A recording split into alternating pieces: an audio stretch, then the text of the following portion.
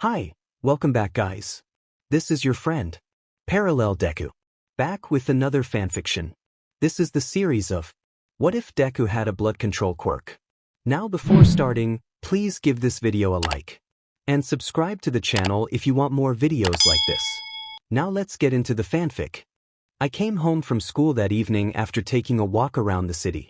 I noticed a bruise forming around my right eye from when Kakin had punched me earlier. When I got home, my mom looked concerned. "Izu, where did you get that bruise?" "Oh, it's nothing, Mom," I replied, trying to brush it off. She sighed as I hurried up the stairs to my room and shut the door a bit too forcefully, causing the sign labeled Izuku to fall off the nail it was hanging from. I lay down on my bed, staring at the blank ceiling. How long had I been like this? Ignoring my mother and not opening up to her? I felt guilty for how I had treated her lately. I sat up, changed out of my school clothes, and put on a black sweatshirt, jeans, and my favorite red shoes. Pulling the hood up, I walked to the front door. "Where are you going, my little hero?" my mom asked. "I'm just going for a walk. I'll be back soon. Stay safe, baby." As I stepped outside, her words, "my little hero," echoed in my mind. The truth was, I didn't believe I could ever become a hero. Who would want to depend on someone without a quirk? No one, that's who. The thought weighed heavily on me as I walked beneath a bridge. I was so lost in my thoughts that I didn't notice the thick sludge I was stepping into until it was too late. Suddenly, I found myself unable to move my legs, the substance wrapping around me tighter. It was speaking, but I couldn't make out the words as it began to cover my head. Moments later, everything went black. I was unconscious but could still hear faint sounds from the outside world. Then, everything brightened, and I gasped for air, confusion washing over me. I lay on the ground, trying to comprehend what had just happened when I heard a familiar voice exclaim, "I am here." I looked up, and to my astonishment, it was All Might. I was in shock. My childhood hero stood before me. "A All Might?" "Yes," he replied. "See, can I have your autograph?" "Already have." As he turned to leave, I spotted my notebook that Kakin had burned. I opened it to find that All Might had signed one of the pages. But I still had one important question for my idol. "Hey, All Might." "Yes, young man. Can I become a hero even if I don't have a quirk?" Tears welled in my eyes as I finally admitted to myself that I was quirkless. "Young man, I'm afraid not. It could be too dangerous for someone without a quirk." In that moment, my dreams felt shattered, like a glass window that had just been broken. I couldn't breathe, my heart raced, and I fell to the ground, crying. All Might didn't even glance back at me. Suddenly, something shifted within me. I stopped crying, stood up, dusted off my clothes, and gathered my books. Then I caught a whiff of something incredible, a scent unlike anything I had ever experienced. I picked up my books and followed the aroma, which led me through streets and alleyways. No matter how far it took me, I was determined to discover the source of this delightful smell. It grew stronger with each step, and before I knew it, I was running, bumping into people along the way, but I didn't care. I needed to find out what this scent was. Eventually, I reached an old, abandoned alleyway, realizing I had run to the rough side of town. But I wouldn't give up now. As I walked deeper into the alley, I heard a chilling scream. There, hidden in the shadows, was a villain holding a female citizen against the wall. He turned and dropped her to her knees, leaving her unconscious. "What is a kid like you doing on this side of town?" he asked. "I don't know," I replied. I caught scent of something and started running. Then I noticed the girl had a small trickle of blood down her forehead, and I realized that was the source of the smell. The villain noticed my intense gaze on the woman. "Better get out of here before I do something you'll regret," he warned, stepping into the light. He was tall, about 6 feet, with brown wavy hair and oddly amusing orange and white glasses. I snapped out of my trance. I said, "Why are you here, kid?" I must have missed what he said while I was distracted. "Oh, sorry," I finally said. "I came all the way from the other side of town, but I was drawn here by the scent of her blood. Now, kid, if you don't mind getting yourself out of here, unless you want to find yourself in a world of trouble." The realization hit me. I have a quirk? But what is it? What can I do? What if it has to do with the fact that her blood smelled so enticing? What if I had a villainous quirk? The man continued to glare at me, and the tension in the air was palpable. Without saying anything, I left the villain and the scene behind and ran all the way home.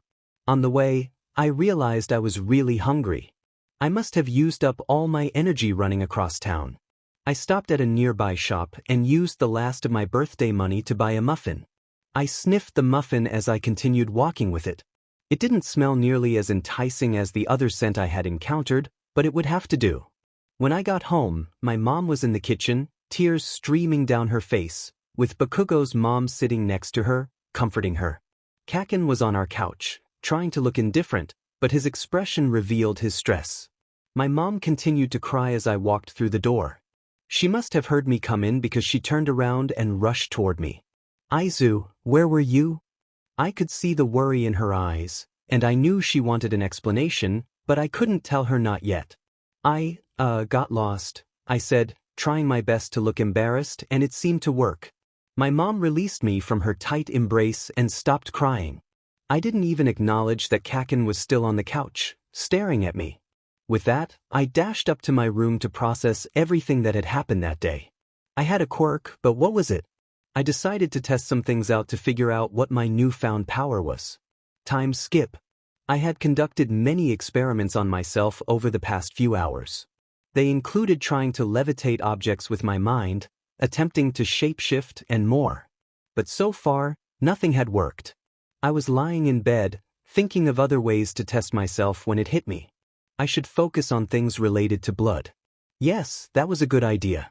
I ran downstairs, grabbed a kitchen knife before anyone saw me, and hurried back to my room.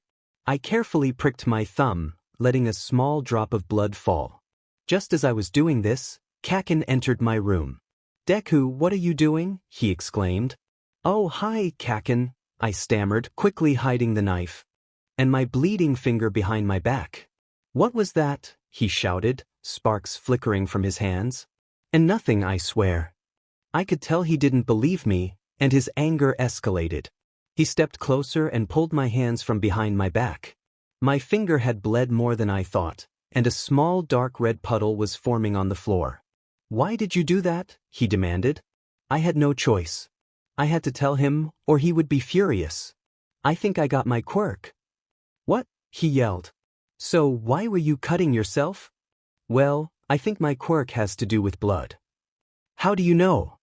"The reason I was gone for so long is that I accidentally ran to the other side of town," I said quietly. What drew me there was a sweet aroma, but I soon discovered it was someone's blood. Bakugo looked shocked. "You thought blood smelled good?" He was slowly inching toward the door, and I could tell he was scared. "Well, yeah," I mumbled. I saw him reach for the door handle, eyes still locked on me. "Wait, Kaken, please. That's a villain quirk." I decided I had no choice, so I stood up and walked over to him.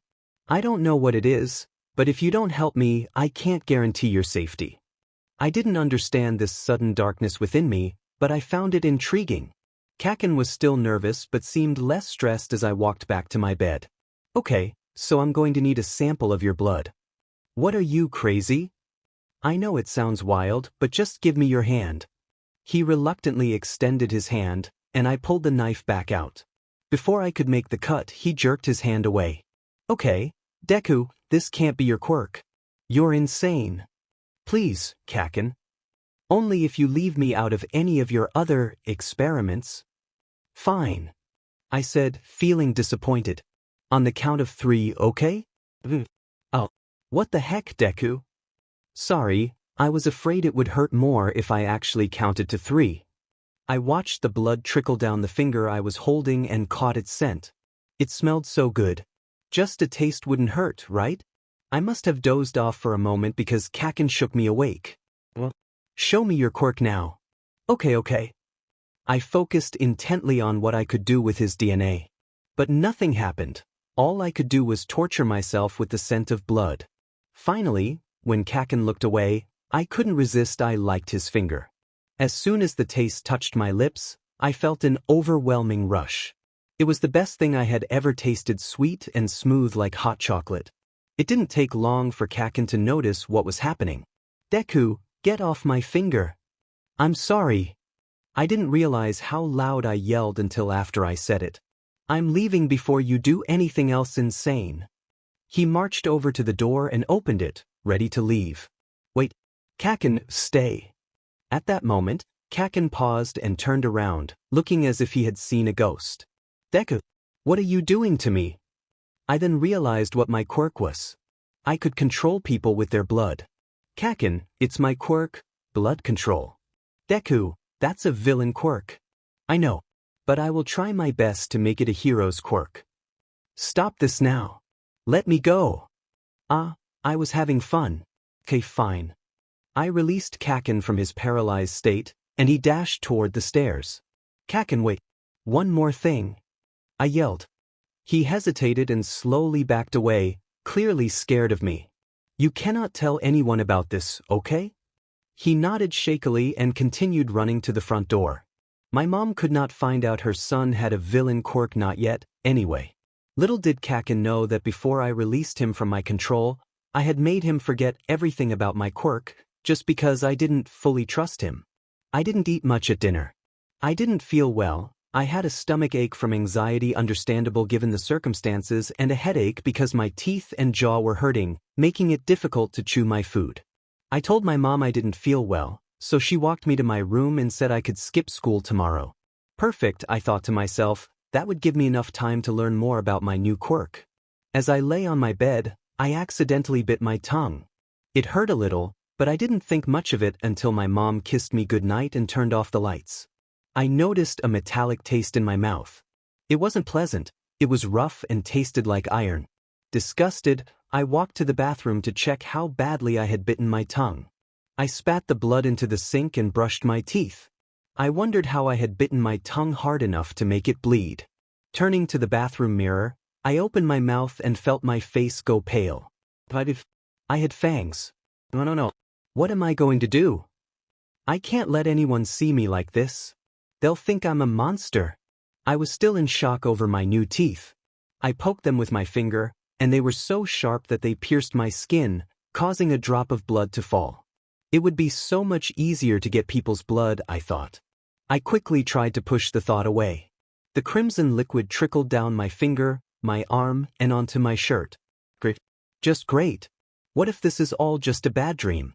Yes, that has to be it. I'll go to bed and wake up in the morning, and everything will be fine. I walked back to my bed and lay down, staring at the All Might figurines hanging from my ceiling.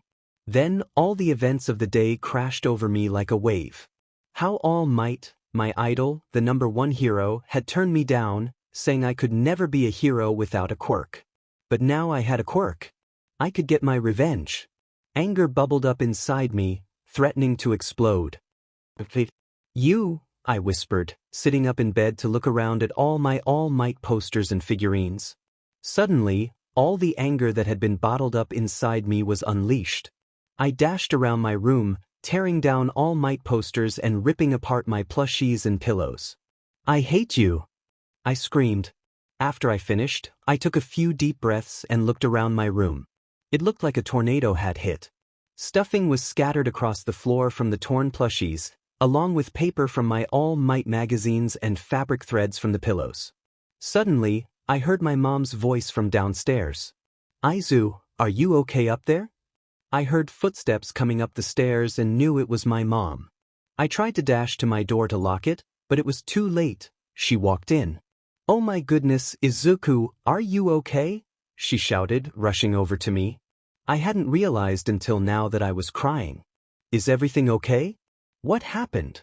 She asked, pulling me into a hug. It was me, I mumbled. What do you mean? I did this. I made this mess. Izu, why? I got my quirk. Oh, Izuku, that's great. What is it? She said, as if she had completely forgotten about the state of my room. It's a villain quirk. I buried my face in my mother's shoulder and sobbed. It's okay. What is it? If I drink people's blood, I can control them, I continued to cry. And people's blood smells so good, Mama. I don't know what to do. I wiped my tears from my face and looked at my mom. She appeared both concerned and calm. Then she noticed my teeth. Izuku, you have fangs. I know.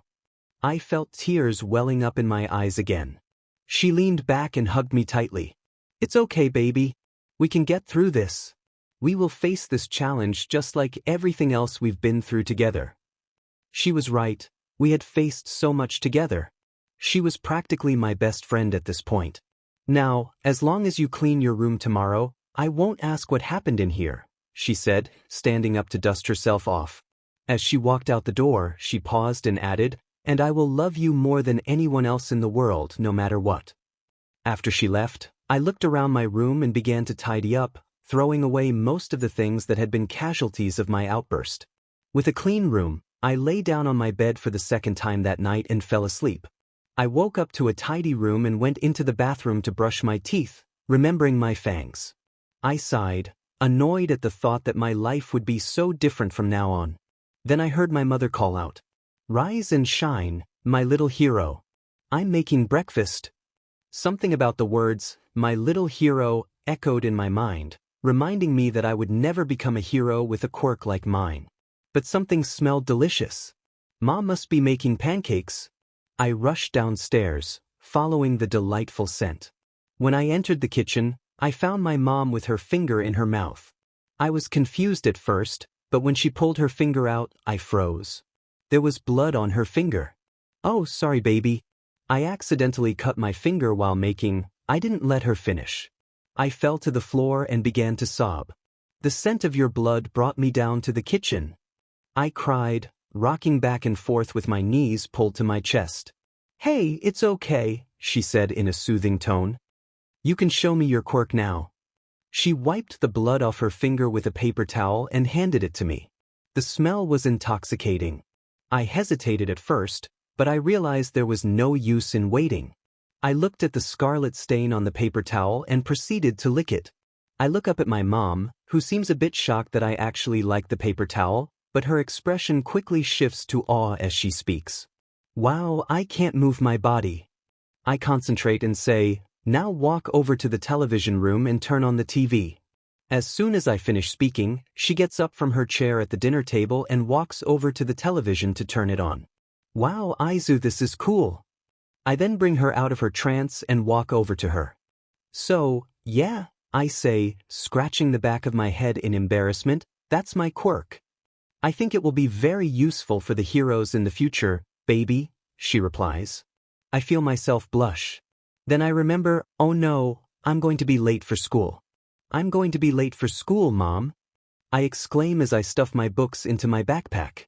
"I thought I said you didn't have to go if you didn't feel good." Mom says, obviously confused.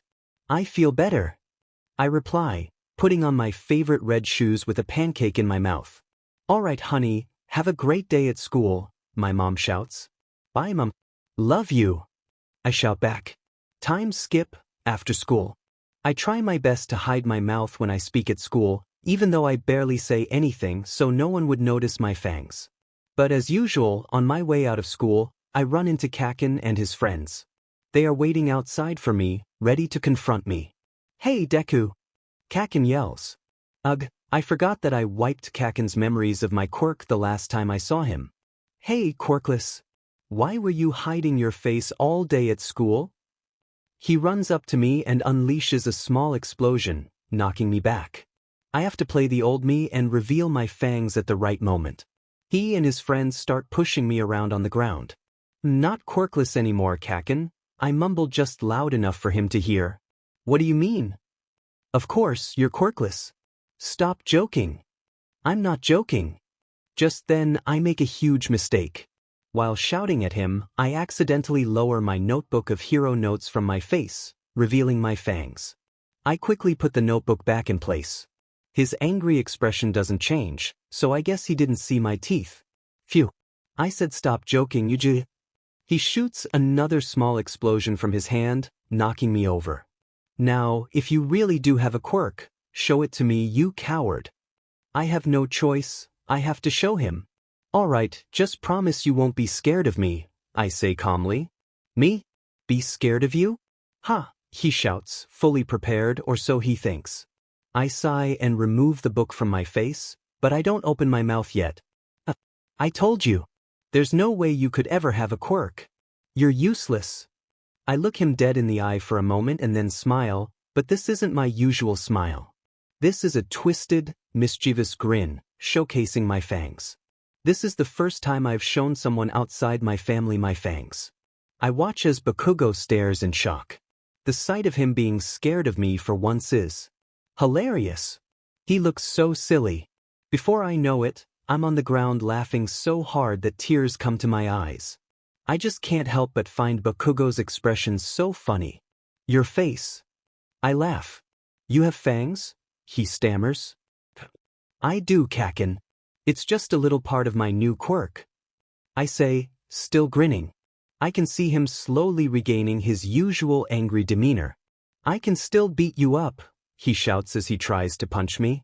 I dodge his attack and instead lightly touch my fangs to his arm. Ah! Kaken shouts, surprised. I quickly pull back, letting him go. You're freaking psychotic, he screams as he tries to run. Oh no, you're not going anywhere just yet. I'm not done with you. I motion for him to come closer, and his body reluctantly obeys. As he turns around, a look of pure terror spreads across his face. I could get used to this. Deku, what the heck do you think you're doing? It's my new quirk, Kaken. Like it? How are you doing this? Bakugo shouts. Well, my quirk is basically that if I drink someone's blood, I can control them. The more blood I drink, the longer I can control them. Cool, right? No. It's a villain quirk. Well then, so be it, I say with a smirk. With a swish of my hand, Bakugo is freed from his paralyzed state. As soon as he can move, he dashes towards me. You just don't know when to stop, do you, Kaken? Even though you have a quirk now, I'm still going to beat you. We'll see about that, I say with a smile. Then I feel something strange on my arm, almost like a burning sensation. Ugh! I shout as the burning intensifies. Bakugo looks confused. Then the burning stops and I look down at my arm. Whoa, I say to myself. My arm has transformed into a sword. The sword is a scarlet red, the color of blood, and looks like it was made from muscle. I didn't even know I could do that. That's awesome. Now I can beat you fair and square. Bakugo continues running at me. Oh, this will be fun. I say just loud enough for Kaken to hear. I run at him with my sword hand, a mischievous smile on my face. I'm going to give him the pain he has deserved for far too long. Just have to. I am here. You have to be kidding me. What are two young fellows like you doing fighting like this? I revert my hand back to its original state, but sadly that catches his attention. Then he focuses his gaze on me. Young sir, have I seen you somewhere before? Yes, you have, I whisper under my breath. He notices my fangs. Those are some nice teeth you've got there. Are they part of your quirk? The top hero asks. Yes, they are part of his quirk. He has a villain Q. I don't let Bakugo finish. Shut up! I shout. I think you've forgotten that I still drank some of your blood, so I can still control you. Bakugo stays quiet. All Might looks nervous for a moment before returning to his usual cheerful demeanor. Oh, then where have I seen you? You look oddly familiar. I'm the kid you told could never be a hero without a quirk, I say quietly, barely audible. I'm sorry, what was that? I feel all the anger building up inside me, and I decide now is the time to let it out. I said I'm the kid you said could never be a hero without a quirk. Well, guess what? Now I have a quirk. And one day I will get revenge for everything you've done to me. I scream. Then I just start running. I don't know where I'm going, but I run as far away as I can. I run until my legs ache and my lungs burn. I keep going until I absolutely have to stop. Eventually, I find myself at my childhood park, filled with memories of Kaken. Too bad he's such a jere now. I sit down on the nearest bench and lay back to take a nap. What have I done? When I wake up, it's darker than I thought. Oh no. How long have I been asleep? Mom must be worried sick. I get up from what I thought was the park bench. As my eyes adjust to the darkness, I realize I'm no longer outside. I'm in a dimly lit room that appears to have some sort of bar inside. Where am I? Think to myself. Then, as if on cue, a smoky figure emerges through a purple portal. He doesn't have a head, it's just a swirling mist. "Hi there, glad you are awake," he says in an unnaturally calm manner. "Where am I?" I stutter. I hate how I stutter when I'm nervous. It makes me feel weak. I keep my hand over my mouth as I speak, trying to hide my quirk. "You are in the base of D." He doesn't finish. I wonder why, but that question is soon answered. Another figure steps out of the portal, looking much scarier than the first. He has messy blue hair and a strange hand covering most of his face. The visible parts reveal a cracked red eye and a half-open mouth. "Izuku Midoriya, this is the League of Villains." "No," I say, my hand still over my mouth, shock etched on my face. "Please don't hurt me," I shout. "Hurt you?" the hand guy says. "We won't hurt you, Demas. We want you to join us." "You want me to join you?" I have to stop stuttering. "Yup." A girl's voice chimes in, but I can't see where it's coming from. Then a girl holding a knife steps out of the same portal. She has fangs like mine and blonde hair tied into messy buns on each side of her head. She looks a bit wild. "So? What do you say?" the smoky figure asks. I mean yes, but no. They all look confused by my response. "We know about what happened with All Might and you," the hand guy says. "What? How?" I say, my hand still over my mouth. "We've been watching you for a while, Izuku," the smoky guy says. "Oh, how rude," the vampire girl exclaims. "We haven't even introduced ourselves yet." She's right, I have no idea what their names are. "I'm Toga," she says, pointing to herself. "The grumpy hand guy is Shigaraki," she says, gesturing to the one with the hand on his face. "And I am Kurojairi," the smoky guy adds with a bow. "So, what's your quirk?" Toga asks, rushing over to me. "My W?" I stammer, my hand still cupped over my mouth. "Your quirk, silly. What is it?" she asks in a playful tone. "Oh, I mumble. Something about these people makes me feel like I can trust them. I decide to go for it. I lower my hand and give an embarrassed smile. "Oh my gosh. We match. See, Shiggy? We both have fangs," she exclaims, pointing to her teeth. "So," she says, turning back to me. "What's your quirk?" "Well, if I, drink people's blood, I can control them," I say, scratching the back of my head in embarrassment. "But for some reason, I can also turn my body parts into weapons." I demonstrate by transforming my hand into a sword and then back again. "Wow, pretty neat quirk, kid," Kurojairi says. "With that kind of power, we will be unstoppable in our mission to defeat All Might," Shigaraki adds, scratching his neck. "You guys want to take down All Might?" I ask, excitement creeping into my voice. "Yup," Toga says, grabbing my hand. "And it all starts with you." I think about it for a moment. Do I really want to be a villain? I won't be able to become a hero if I do. But who am I kidding? I have a villain quirk. This is what I'm meant to do. If I go through with this, I'll be able to get revenge on Kaken and All Might and everyone who has ever hurt me. "I'm in," I say with a determined smile. "Great!" Toga exclaims, shoving me out the door and handing me a black sweatshirt. "It's late and cold outside, Izuku-kun. Go home and get some sleep. Make sure to come back here tomorrow to get your first mission." The door closes behind me, and I start walking home. Being a villain sounds exciting, I think to myself. As I walk home, my stomach grumbles. Ugh, I'm so hungry. I don't think I can make it home without a snack. Then, as if on cue, I catch a whiff of a familiar scent. This time, I don't care that it's blood. I just want some. I follow the scent, trying not to look too suspicious. After all, I'm just a random teenager in a black hoodie roaming the dark streets at night. I finally tracked down the source of the scent. It was a female, similar to the one I had seen yesterday who had fallen victim to that villain. She lay there in a different alleyway than where I had encountered the guy. He must be very skilled at covering his tracks. I wondered why he had harmed her. Hopefully, there was a good reason. I accepted my fate and bit her arm. As my fangs pierced her skin, I let the blood seep out and tasted it. It must have been a while since she had been harmed. The blood was unpleasant. I spat it out on the ground beside her. Just then, a passerby happened to walk by. "Hey, who's there?" he shouted. I turned around. "Oh no." "Oh, hi," I mumbled. "Hey, you look young. Are you okay?" "You have blood on your lips," he said, approaching me. I wiped the blood off my lips and stood up to dust myself off. What I didn't realize was that by standing up, I had revealed the body I had just fed from.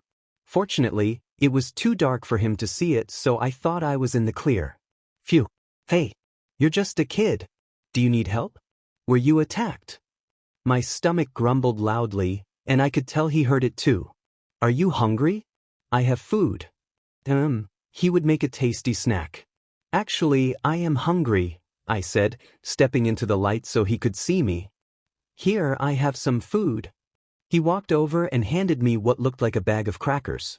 "I don't really like those," I said, a smile creeping onto my face. "I prefer something else." I tilted my head to the side and gave a mischievous smile, revealing my fangs. "Why, you're a villain," he stammered, slowly backing away from me. "Yup," I replied, stepping closer. I used my quirk to transform my arm into a sword and charged at him. He tried to turn and flee, but he was trapped against a brick wall. "It's a shame I have to do this. You really are a nice guy," I said, glancing at my sword hand poised near his throat. "Goodbye," I said, making my move. He was the first person I had ever harmed. The first of many. After I was done, I rummaged through the backpack he had been carrying. I found a laptop, his phone, and, coincidentally, a grocery bag with some neon green spray paint. I thought for a moment and then wrote on the wall stained with his blood. "Deku was here." It was close enough to Deku that Kaken wouldn't notice. The perfect villain name. When I got home, Mom was on the couch watching TV. I expected her to be upset again, but it seemed she had gotten used to my late nights. "Hey, Mom, I'm home," I said, closing the front door. "Oh, hi, honey." She paused, looking at me. "Oh my. You are covered in something. Are you okay?" "Yeah, I'm fine, Mom," I said, hugging her. Then she noticed my teeth. "Izu, you have something on your teeth. What exactly were you doing out there?" My mother swallowed, her voice trembling. "Well, I, was sort of." I mumbled. I couldn't tell her. I just couldn't. Her heart wouldn't be able to handle the truth about her son. "I, am really tired. Yeah. I should really get some sleep," I said, trying to hide my lie, but it didn't work. The concern on my mother's face deepened. She stood there shocked. Before she could say anything else, I dashed up the stairs and into my room. I changed into my pajamas and lay down on my bed to sleep. Tomorrow was my first villain mission. The start of Deku. I woke up to my mom shaking me awake. "Izu, wake up," she said. What is it, Mom?" I replied. "Come see what's on the news," she said worriedly as she rushed out of my room. I quickly got dressed for school and went downstairs. I read the caption on the TV. "Man killed by a new villain who calls himself Deku. He is very dangerous, and you should be on the lookout for him. According to a witness, he has green hair, red eyes, and dark skin," the news anchor stated. Who could have seen me? At least they got the red eyes and dark skin part wrong. Maybe she won't notice. My mom looked at me with wide eyes, tears streaming down her face. Her expression was one of pure fear. Well, maybe she did notice. About that." I mumbled, staring at my shoes. "Izu, please tell me that's not true," Mom said, slowly turning toward me. "Well, I stammered. As soon as I finished that sentence, I ran as fast as I could back to my room. "Oh no, you're not," she said. I stopped midair and started floating toward her. I forgot about her telekinesis quirk. She brought me back down the stairs and right next to her. I flailed my arms and legs to escape, but it was futile. She flipped me upside down in the air to face her. "Izu, I need you to tell me the truth now." "Is that true?" she asked, tears welling in her eyes. "PFDs, no." I lied. Mom gave me a disbelieving look. I took a deep breath and sighed. There was no point in lying to her. Yes. She released me from her quirk and dropped to the floor, sobbing. I'm sorry, Mom, I said, sitting beside her. You killed someone, she said, her voice shaking. I'm sorry, I said, hugging her. I really am. She continued to sob. Mom, I asked. Why is honey? She sniffled. The reason I was out late was, I got captured by villains. Oh my goodness, Izu. Are you okay? Did they hurt you? She yelled, momentarily forgetting my situation. Yeah, I'm fine, Mom, I said. They didn't want to hurt me. They wanted me to join them. My mom turned back to me. But you said no, right, my little hero? She asked, her eyes filled with hope. Oh, not exactly. I watched the hope in her eyes fade, leaving her expression blank. She was frozen. I'm joining the League of Villains, I said, standing up with a solemn look on my face. No. No, my mom stutters. But now that you know about my true nature, you have two options, I say with a slight smirk. I can either erase your memory of me or I will have to eliminate you. I swallow hard. Please, Mom, I don't want to hurt you. Izu, please. Think about this. You've wanted to be a hero all your life. Why give up now? She stands up, desperation in her eyes. My quirk. It's a villain's quirk. I can't be of any use to the heroes, I say hastily. So, what will it be? Your memory erased or something worse? I mean, obviously, erase my memory. Beeped, she doesn't finish her thought. She looks at me, and I feel my arm transform into a sword. Please, give me your arm, or I will have to take drastic measures, I say, tears streaming down my face. No crying. I can't let feelings interfere with my resolve. I must be unyielding. Okay, Izu. Just please. Reconsider, she says, tears welling in her eyes once more. This is what I have to do, I reply, grabbing her arm and biting down gently. She gasps, a look of shock on her face. I feel tears welling up again. I must be stronger. I can't let my emotions derail my plans. After I'm done, I tell her to forget everything about me being a villain. I give her a bandage for her arm and send her off to her bed. Oh no, I still have school. I'm going to be so late. I quickly grab a granola bar, snatch my bag, and rush out the door. I run as fast as I can, arriving just as the first bell rings. Phew. As I walk in, I see Kaken staring at his shoes. That's strange. None of his usual friends are around. Hey, Kaken, I say with a smile. Shut up, Deku, he replies in an unusually calm tone. Hey, why aren't you all like, die? I tease, mimicking him. Because, he says, looking up from the ground. Have you seen the news? Oh no. Did Bakugo see that too? Oh. Yeah, there's a new villain. I heard he's really dangerous. Wanna know what I heard? He asks, furrowing his eyebrows. I heard he has green hair and fangs, he says, a smirk appearing on his face. What? I exclaim, trying my best to look surprised. You seriously think that I, of all people, would become a villain? Well, you did say one day you would defeat All Might, and yesterday, you were acting pretty wild, he replies, looking back down at his shoes. Wait a minute, I say, stepping closer to him. The news never mentioned anything about the villain having fangs. I know because I was there, he says, kicking a rock on the ground. He was the one there. The one who told the news. So, I say, my voice growing serious. You figured it out. Bakugo looks at me shocked. Why, you were the V-villain? He stammers, stumbling back. I step closer to him. Yup. I say in my old Deku voice. In no way, he says, frozen in place. The school bell rings. Oh well, I better get going. Don't want to be late for class. I say cheerfully as I skip toward the school building. Bakugo doesn't reply. He just stands there, his eyes wide with disbelief. Oh, and Bakugo? I call back, turning for a moment. Why, Deku? He responds, his usual anger faltering, revealing a hint of fear. If you tell anyone, consider yourself as good as gone. I whisper, a mischievous smile creeping onto my face. Then I skip to class, my heart racing. As I walk in, I make sure to cover my face with my notebook once more. After school, I start to leave the building when, of course, Bakugo stops me again, this time without his usual entourage. Deku, he shouts. Really? Again, Kaken? Listen, I have places to be. Go away, I say, not even turning back to look at him. Places to be? But who would want someone with a villain's quirk like you? He retorts angrily. You'll find out soon enough. I reply, running away. I'm home. I shout as I open our apartment door. Hey Izu. I hear my mom call from the kitchen. I'm just making some dinner, it will be done in a few minutes. Thanks, Mom. I reply as I dash up to my room.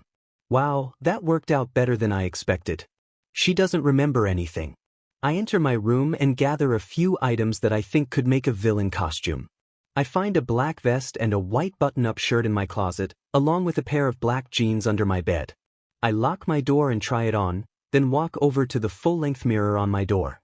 Ooh, this looks pretty cool. I'll go with this. Think to myself.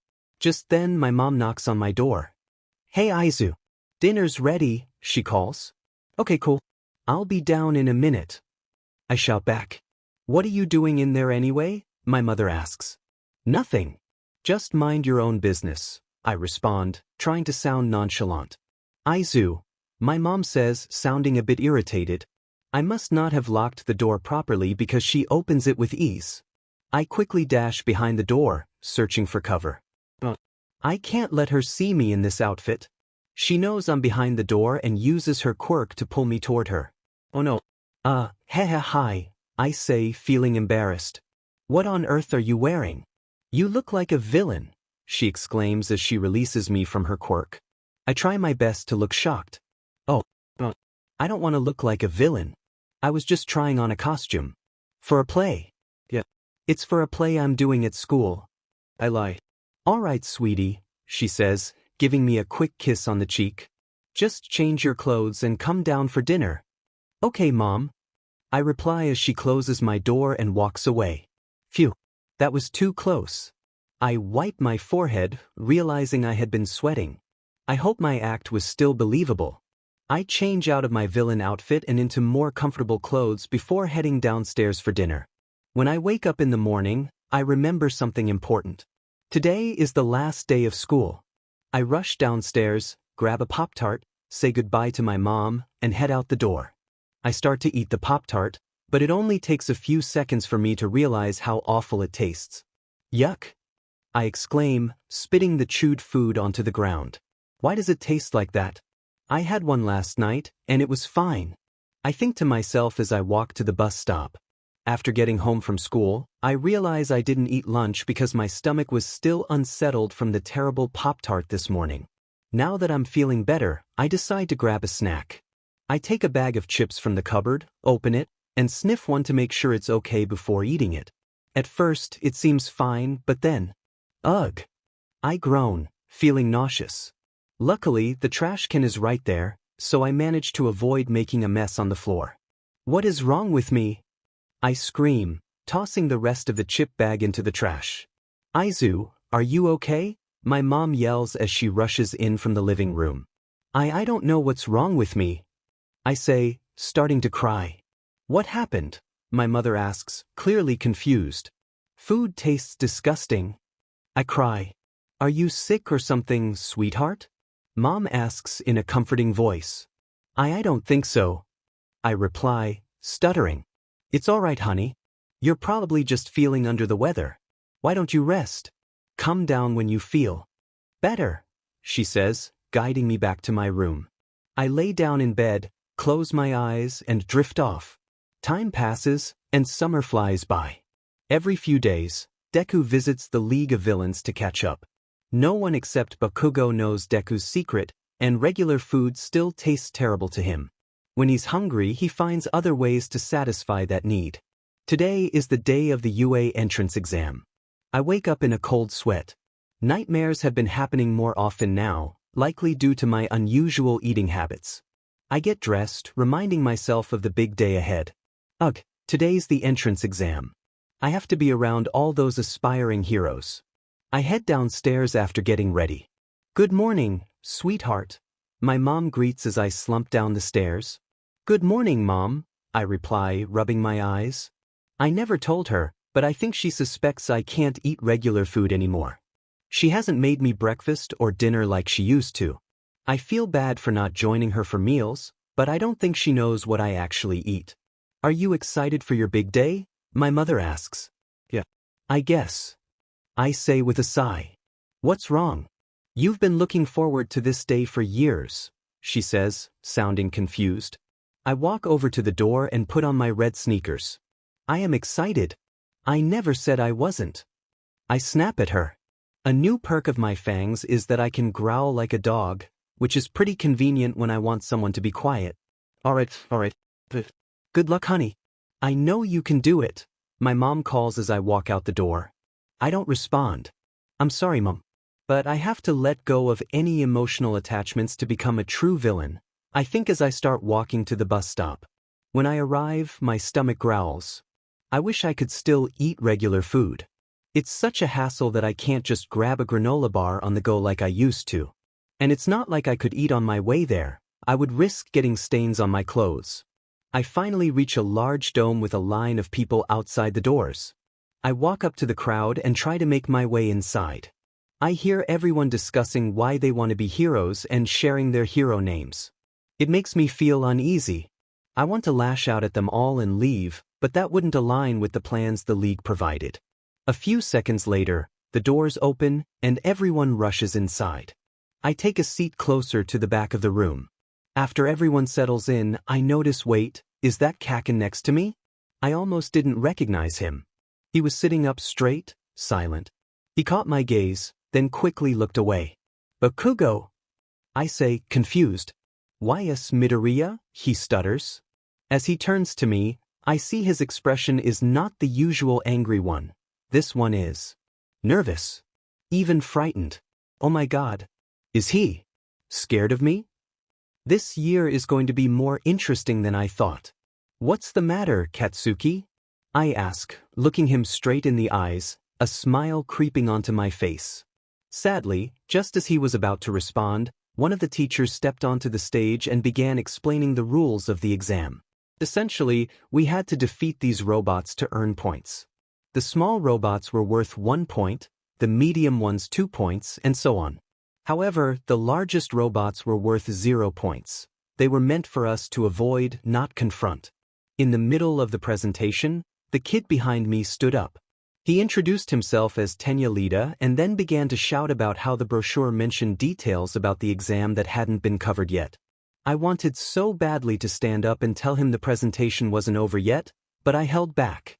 I try not to reveal my true nature to too many people, in case they become future targets. After that whole episode, it was finally time to begin the exam. We all filed out of the dome and were escorted to a nearly lifelike city. I mean, it was fake, but it looked real. There were what appeared to be regular office buildings, restaurants, and shops. A few minutes after we lined up at the starting line, we heard a horn in the distance. That was the start signal. Everyone took off at once, leaving a cloud of dust behind. I ran with the group. For our plan to work, I needed to get into UA. I could do this. I transformed my arm into a sword and launched myself at the robot villains. I repeated this over and over again. I had taken down at least 20 robots in the last half hour. That should be around 50 points so far. Then, just as I was running, I noticed everyone heading in the opposite direction. I was confused at first, but then heard the loud stomping on the ground. A 0-pointer. I instinctively chose to do the same as everyone else and ran away. As I was fleeing, I spotted a girl trapped under a fallen robot. She had brown hair in a short bob, curled at the ends. She was unconscious, and there was no way she would survive if the robot stepped on her. I tried to convince myself not to help, but a thought crossed my mind. If I make friends with her, she might be useful in the future. I changed my mind and started running toward the robot. This was risky, but if I saved her, it would surely earn me enough points to get into UA. I had to take this chance. I finally reached her and used my sword arm to cut open the fallen robot. I lifted her up and began running toward the finish line with everyone else. I did it. I got enough points to make it into UA. Wait until the league hears this. After the exam, I headed home. It was nearly dark outside, so I decided to grab a snack. After finishing and disposing of the remains in a nearby dumpster, as I always did, I continued on my journey home. When I reached home, my mother was waiting at the door with a huge smile on her face. "How was it, sweetie?" she squealed. "Was it everything you hoped for? Did you get enough points?" "Yeah, I should get the letter tomorrow," I said as I walked up to my room. "You must be very tired, sweetie. Go to bed. You can tell me all about it in the morning," she shouted from downstairs. "I wasn't planning on it," I shouted back. I walked up to my room, undressed, and went to sleep.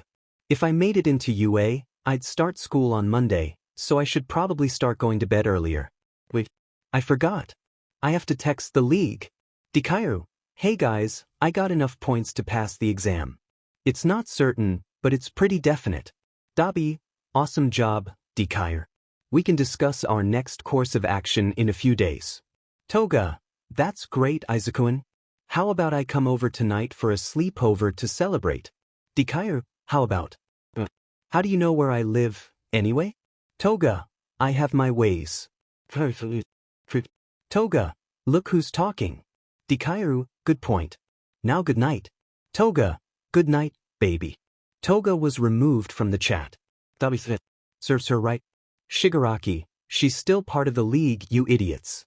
Dikaru looked fine. Toga has been added to the chat. "Toga, you owe me a sleepover." Dikaru, fine. "Happy? Just not tonight. Now good night." With that, I shut off my phone and drifted off. Over the weekend, I received my UA acceptance letter. I filled out my hero outfit form and had a celebration party with the league since I got accepted. It's now the first day of school. I wake up to light peeking through my blinds. I open my eyes and see Toga? I jump out of bed and shake her awake. "Toga, what the heck? I told you no a few nights ago." I scream at her. I know. It's just, you looked so cozy when I looked through your window. I couldn't help myself," she says in a playful tone. God, I don't know. Do I hate her? Or do I love her? "Alright, just get out before my mom finds out," I growl at her. She hops out of my bed and then jumps out the window. "By the way, you cuddled me in your sleep," she giggles as she climbs down the rope hanging from my bedroom window. My face feels hot. She can't be serious. Can she? What am I thinking? This is Toga I'm talking about. It's probably just another one of her twisted jokes. With that in mind, I put on the UA uniform that came with my acceptance letter and head downstairs. I see my mom, who has a crooked smile on her face. "I didn't know you had a girlfriend, Izu," she exclaims, hugging me tightly. I turn bright red and scratch the back of my head. "Oh, sorry," she says, wiping the smile off her face. "I woke up early to do some laundry and came to check on you." "She's pretty cute, huh?" "You know, I should really be going. I don't want to be late for school," I say, stepping away from her. "But you still have an hour until you need to leave," she replies, looking confused. "I'm going to grab a bite to eat before school," I say, hurriedly stuffing my books into my bag. "What do you eat anymore?" "You don't seem to like my food," she says, still puzzled. I feel the blood drain from my face. "I gotta go. Love you, bye," I say quickly, hugging her before rushing out the door. God, I'm so pathetic. I can't even tell my poor mother about my diet, I think as I walk toward the bus stop. Time skip, the bus dropped him off, and he's walking toward the main building. God, I really don't want to do this right now. I don't want to deal with these stuck-up heroes and students. I yell as I trip, but my face doesn't hit the ground. "What the?" I say, realizing I'm no longer falling but hovering. "Sorry about that. I used my quirk to save you from falling. I'm Ochako Uraraka," she says in an annoyingly cheerful voice. "Hey, you're the girl I saved in the entrance exam," I say, a bit too excitedly. "That was you who saved me? Well then, think of this as returning the favor," she replies. I stand up and dust off my clothes, facing her with a forced smile. Suddenly, her expression shifts to nervousness. "Oh, why have fangs?" she stutters. My face flushes with anger. I hate it when people make assumptions about me just because of my teeth, even if most of the thoughts are probably true. Yeah. What of it? I say, my tone annoyed. "Oh, it's nothing, she starts but doesn't finish. I begin walking toward the main school building, with her trailing behind me. After a few minutes of wandering and asking people where Class 1A was, I finally reach 2 gigantic doors with 1A painted on them. This must be the place. Ugh, I hate this already. I just have to find out All Might's weakness, and then I'm out of here. When I open the doors, I see a bunch of people. The annoying kid from the entrance exam is there, telling Bakugo to get his feet off the desk. Those are the only 2 I recognize. As soon as Bakugo notices me, he takes his feet off the desk and tries to look away, his face bright red. I take note of his nervous state and walk over to him. I smile mischievously, slam my foot on his, and then sit at the desk behind him. "Hey, that wasn't very nice," the blue-haired kid says, waving his arms in the air. I look him in the eyes and growl. "Do I look like I care?" I say, laughing to myself. He must have noticed my teeth because he stops bothering me about it. After all the desks are filled, the doors to the classroom open, and what walks in is a yellow slug. I'm confused at first, but then the slug is revealed to be a sleeping bag with our homeroom teacher inside. "Hi, I'm your homeroom teacher, you can call me Aizawa-sensei," he says while yawning and pulling down his sleeping bag zipper. That's the pro-hero Eraserhead. I have him written down somewhere in my notebook. "Good morning, Aizawa-sensei," everyone says cheerfully except for me, of course. We'll start by introducing ourselves to the class. State your name, your quirk, and, I don't know, say your favorite food or something, he says as he sits at his desk. I cringe at his last statement. Crap, what am I going to say? My favorite food is blood? "Lita, you're first." The blue-haired kid stands up and introduces himself as Tenya Lita. I take out my hero notebook and start taking notes on everyone who goes up, writing their names and quirks, and TBD, for information I don't know. After at least 3/4 of the class has gone up, Eraserhead says, "Midoriya, it's your turn." With a scowl, I get up from my seat and walk to the front of the class. "Hi, my name is Izuku Midoriya," I say, starting to walk back to my seat. "You must state your quirk and something about yourself, like a favorite movie or food," he says, obviously annoyed at my ignorance. I mumble about how much I dislike heroes under my breath and then walk back to the front of the class. "My quirk is called blood control," I say, trying not to grin. "Basically, if I drink someone's blood, I can control them. That's what these are for," I say, pointing to my fangs. I see the color drain from everyone's faces. They start to whisper about how villainous my quirk is, but I don't care. "How did you even pass the exams then?" a kid named Siro asks. "Good question. With my quirk, I can transform my arm into a sword," I say, flicking my wrist as it shifts back and forth. "Hey dude, I have a question too," a yellow-haired kid named Kiminari pipes up. "What?"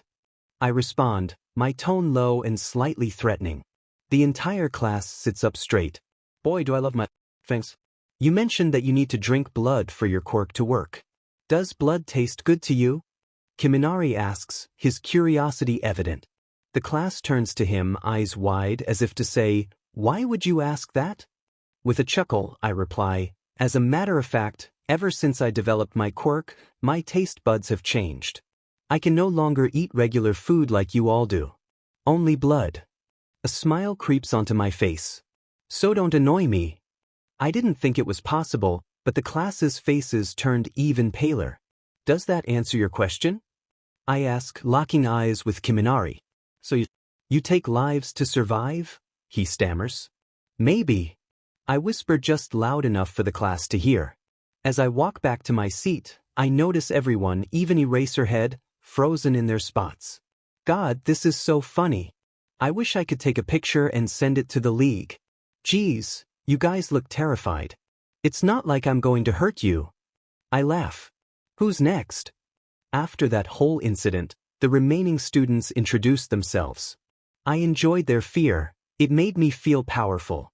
Then we headed out to the field to test our quirks. We were all told to throw a baseball as far as we could. The person with the lowest score would be expelled. That will not be me. When it's my turn, I'm handed a baseball. What am I supposed to do with this? Bite it? I ask Eraserhead. If you wish, he replies, smirking. I growl at his sarcasm. I transform my arm into a sword and swing it like a baseball bat. 489 meters, Eraserhead announces, showing us the device's screen. Time skip, after school. Finally, I can get out of here for a while. Hey Midoriya. I hear behind me. I growl at the noise. What? I say, my annoyance evident. I turn around to see most of Class 1A.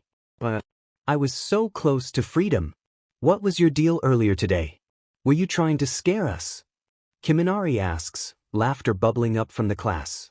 Yes, I reply, cutting off their laughter instantly. Once they stop, I start to chuckle. But I can't hold it together. I burst into uncontrollable laughter. You guys thought I was serious? You should have seen the look on your faces. I yell, still laughing. Hey, yeah, funny. Joke? A girl named Mina Ishido says nervously. I walk away from the anxious group, still chuckling at their expressions. Maybe you should be scared of me. Time skip. Deku is on his way to school the next day. My stomach rumbles. I haven't eaten since yesterday morning. I'm starving. I start walking toward the enormous doors that open to the school campus. Before I know it, my stomach cramps, and I struggle to walk properly. I hear a voice behind me. Hello, Midoriya. Are you alright? A guy with a clearly fake French accent asks. I turn around to see a guy named Aoyama. As I face him, his expression turns pale, and he begins to back away. I feel a burning sensation in my eyes. Your eyes are red, he stutters. Before I think, I lunge at him. Midoriya, he shouts. He shoots some energy blasts with his quirk, but it's no use. I quickly overpower him, and he collapses in shock.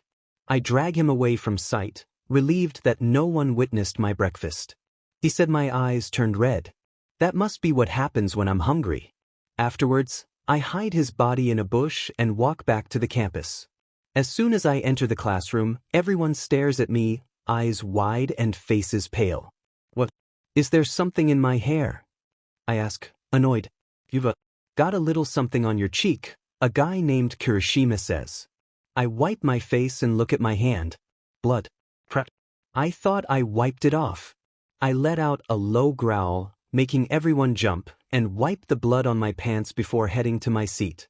Good morning, everyone, says the pro-hero Eraserhead, wrapped in his usual yellow sleeping bag. Good morning, sensei, everyone except me replies. Today, you will be meeting your active studies teacher, who you know as All Might, he says while unzipping his sleeping bag. Looks like Aoyama is absent today. Luckily, no one seems to notice this comment. Everyone is too busy whispering in awe about the number one hero teaching them. Not me. I am here, huh? I hear from outside the classroom.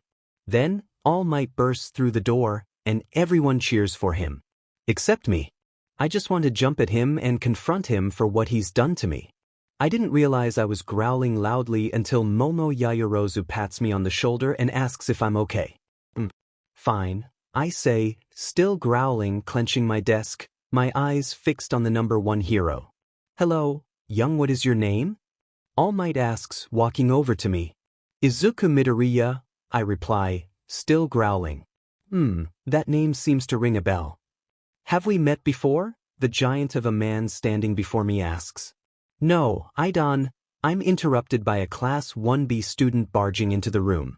He has silver hair, a mask-like design around his eyes, and appears to be out of breath. Guys. Quick, he says, pausing between breaths. What is it, young Tetsu? All Might asks, turning his attention from me to the Class 1B student. Someone. A deceased. 1A student. In the courtyard, he says, gesturing for us to follow him. With that, he rushes away, leaving everyone staring at me. Everyone's eyes widen, their faces pale as they look at me. Aoyama? They say in unison, not breaking their gaze. You all think I did this? I exclaim, struggling to suppress a smile. Why you did show up to S school with B blood on your F face? Ribbit, Azui says nervously. Everyone nods shakily in agreement. You guys think I would harm a fellow classmate? I feign innocence. Before the class can respond, we are ushered outside to the scene. Everyone stares in horror at the sight of what was once a classmate. I catch a whiff of something metallic in the air. It smells oddly enticing. My eyes begin to burn again, and I dismiss it until a headache sets in. I clutch my head in pain. Are you all right, bro? Kirishima asks, tapping me on the shoulder. I lift my head, feeling a wave of agony. Oh. Your eyes are red, bro, Kirishima observes, unfazed. Just a minor downside to my quirk, I groan, struggling to speak between the pain. I'm afraid I can't control myself when I'm hungry, I admit, still holding my head. Kirishima takes a cautious step back, concern etched on his face. I begin to walk toward the unsettling scene. Just one taste won't hurt. I find myself just a few feet away from the body, much closer than anyone else, when I snap out of my trance, and the migraine returns with it. Vengeance. Ag. I cry, crumbling to the ground. I muster the last of my strength to stumble toward Mr. Aizawa and All Might. Can I please be excused? I mumble. What seems to be the problem, young Midoriya? All Might asks. I don't want to talk to him, but he's my last hope. It smells so good, I can't control myself. I stammer as the world fades to black. I can't see anything, but I can still hear muffled voices. Did he say it smelled good? One student asks. He also said he can't control himself, another replies. He must have a villain's quirk, a third exclaims. His quirk, another adds. The last voice must belong to someone from 1A. No one else knows about my quirk. I hear All Might speaking to Eraserhead. Please explain to me what just happened, Shoyuda, All Might says. After that, I lose consciousness. I wake up to a blinding light. Oh honey, you're finally awake. What happened? I ask, feeling disoriented. You fainted, probably from the sight of the corpse. It was quite unsettling, wasn't it?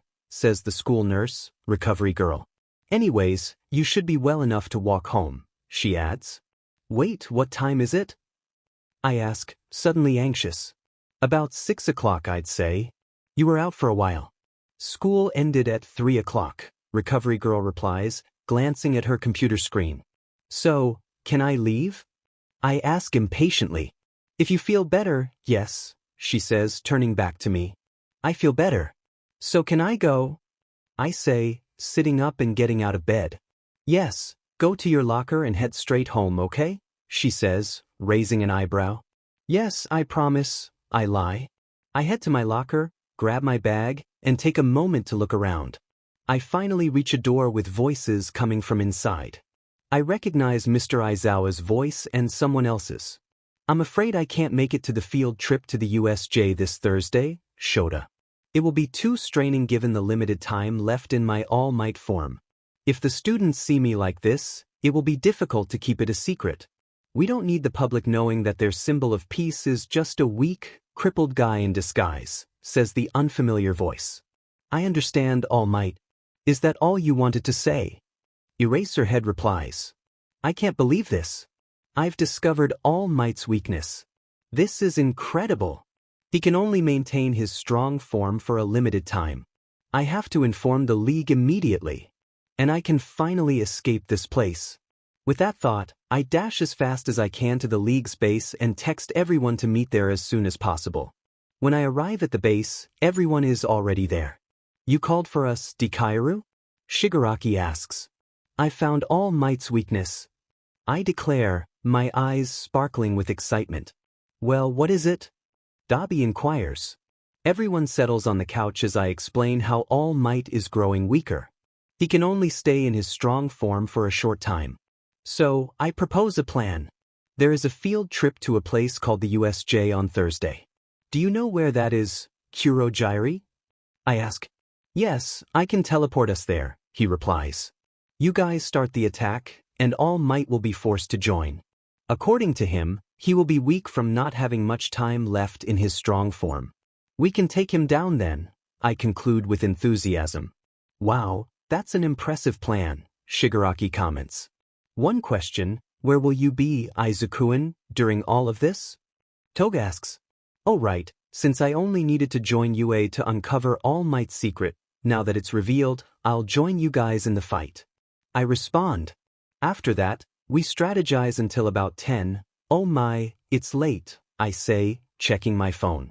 See you guys on Thursday?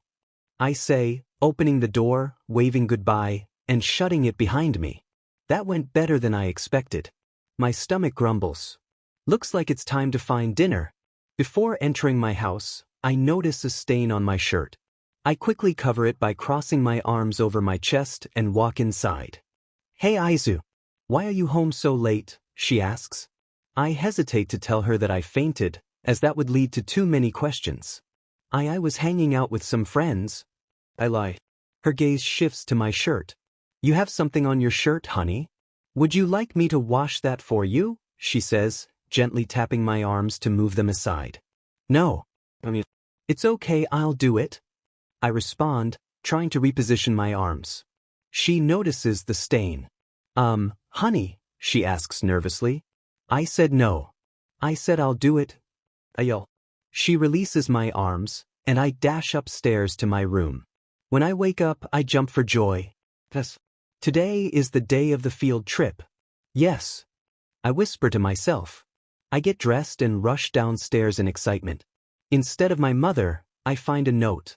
Good morning, baby. I'm off to the grocery store. I'll see you after school. That's strange. She's never gone to the store this early before. Whatever. Nothing can ruin this day for me. When I get to class, everyone seems very confused. Why are you so happy, Midoriya? Asks a familiar voice behind me. To my surprise, it's Bakugo. Thought you were too scared to talk to me, I say with a chuckle. Yeah, well you said you would never hurt any of us, so we trust you, says Kirishima. Speaking of which, are you okay? You fainted on Tuesday and just forgot about it, says Uraraka. Yeah, I'm fine guys, I answer. Everyone looks extremely confused. You'll find out why I'm so happy in just a little while. Good morning, students, says Mr. Aizawa in his usual tired tone. Good morning, sensei. Everyone, including me, replies this time. We have a bit of a different schedule today, class. We are going on a field trip, he announces as the class cheers. We're going to a place called the USJ, or the Unforeseen Simulation Joint. You will be tested in different simulated environments that correspond with your quirk.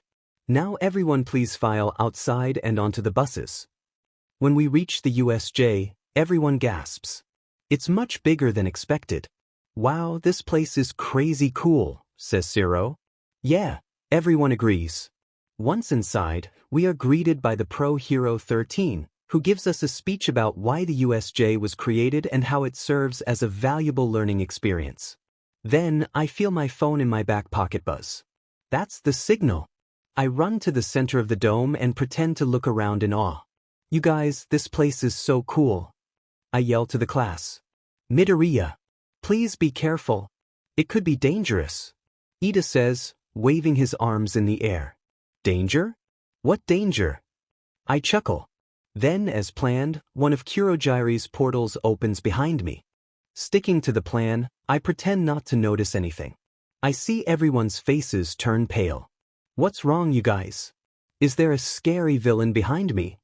I say, laughing.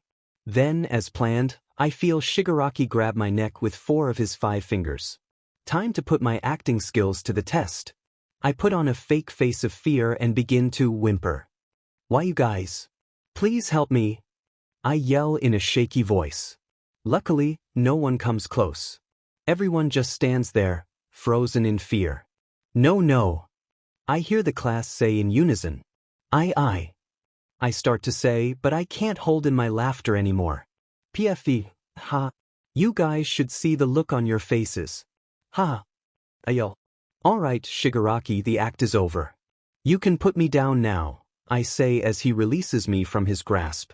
Midoriya, what is the meaning of this? Says Eraserhead. Oh, pardon me. I forgot to introduce my friends.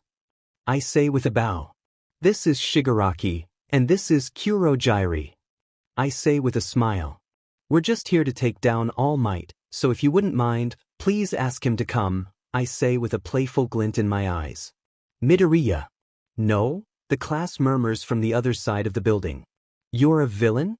Shouts Uraraka. Oh, let me properly introduce myself. I'm the villain Dekairu. I say in a cheerful tone. Dekairu the Devourer? Shouts Kaminari. So, you've heard of me before. Perfect. Now you know how much you should be scared of me.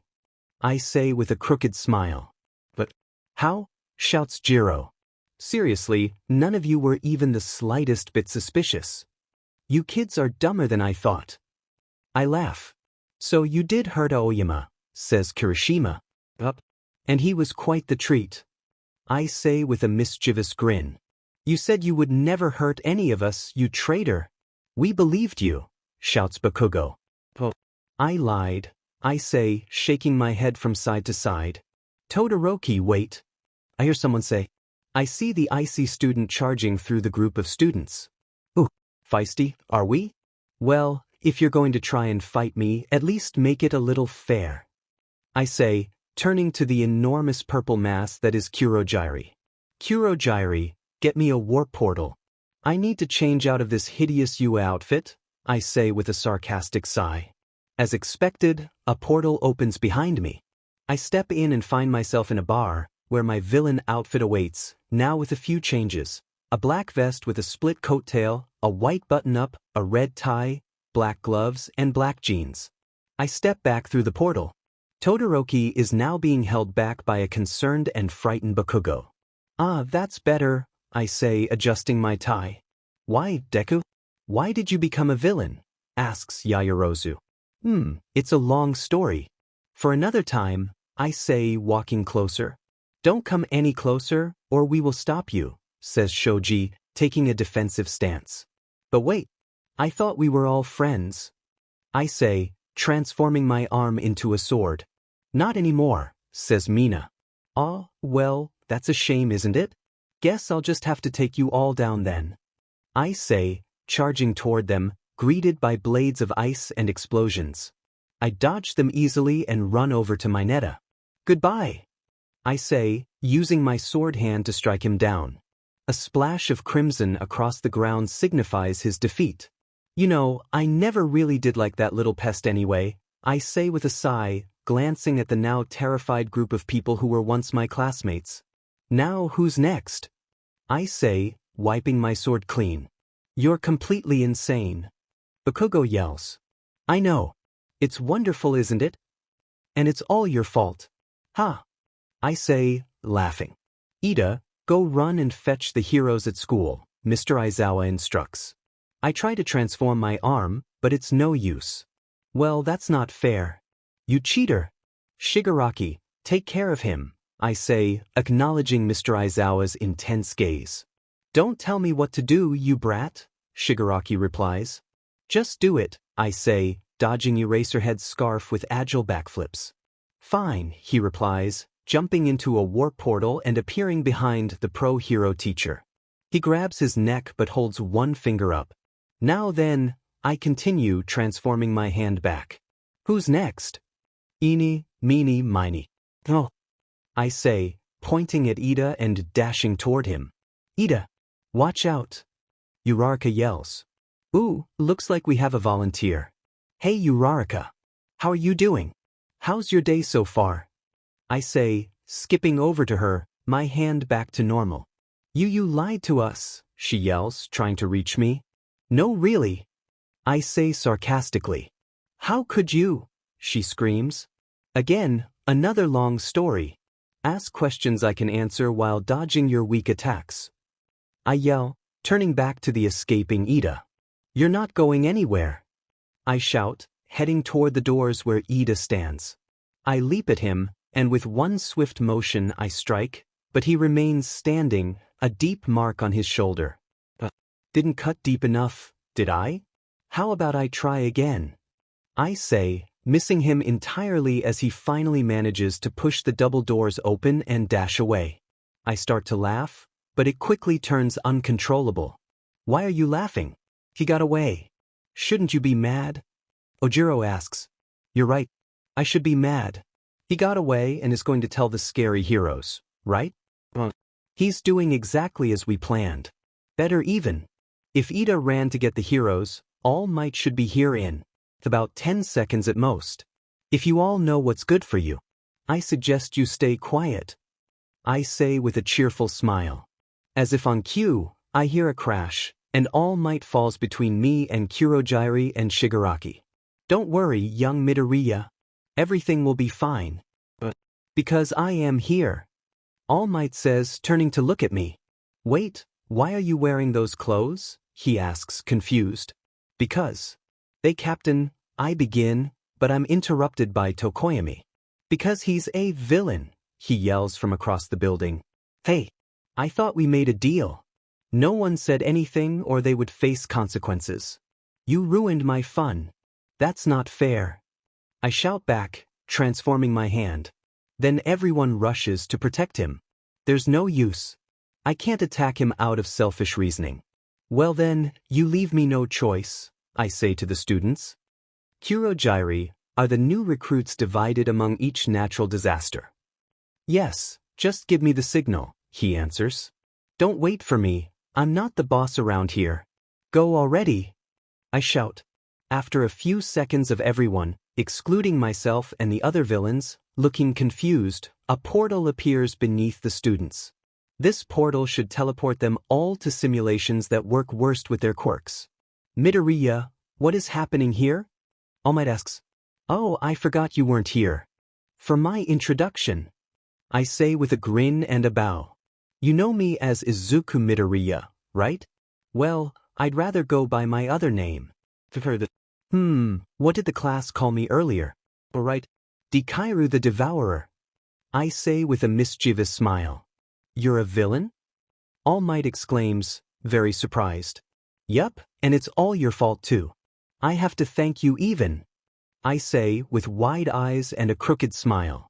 You realize it's my job to stop you now, right? The number one hero replies.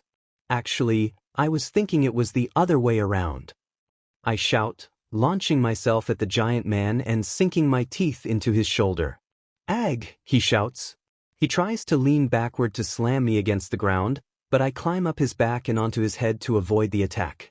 Then I run away to join Shigaraki and Kurogiri. After a moment, two portals open on either side of me. Toga steps out of one, and Dabi steps out of another. But instead of both portals closing, one stays open and grows. Then, a monstrous being walks out of the portal. This must be our secret weapon. The Nomo.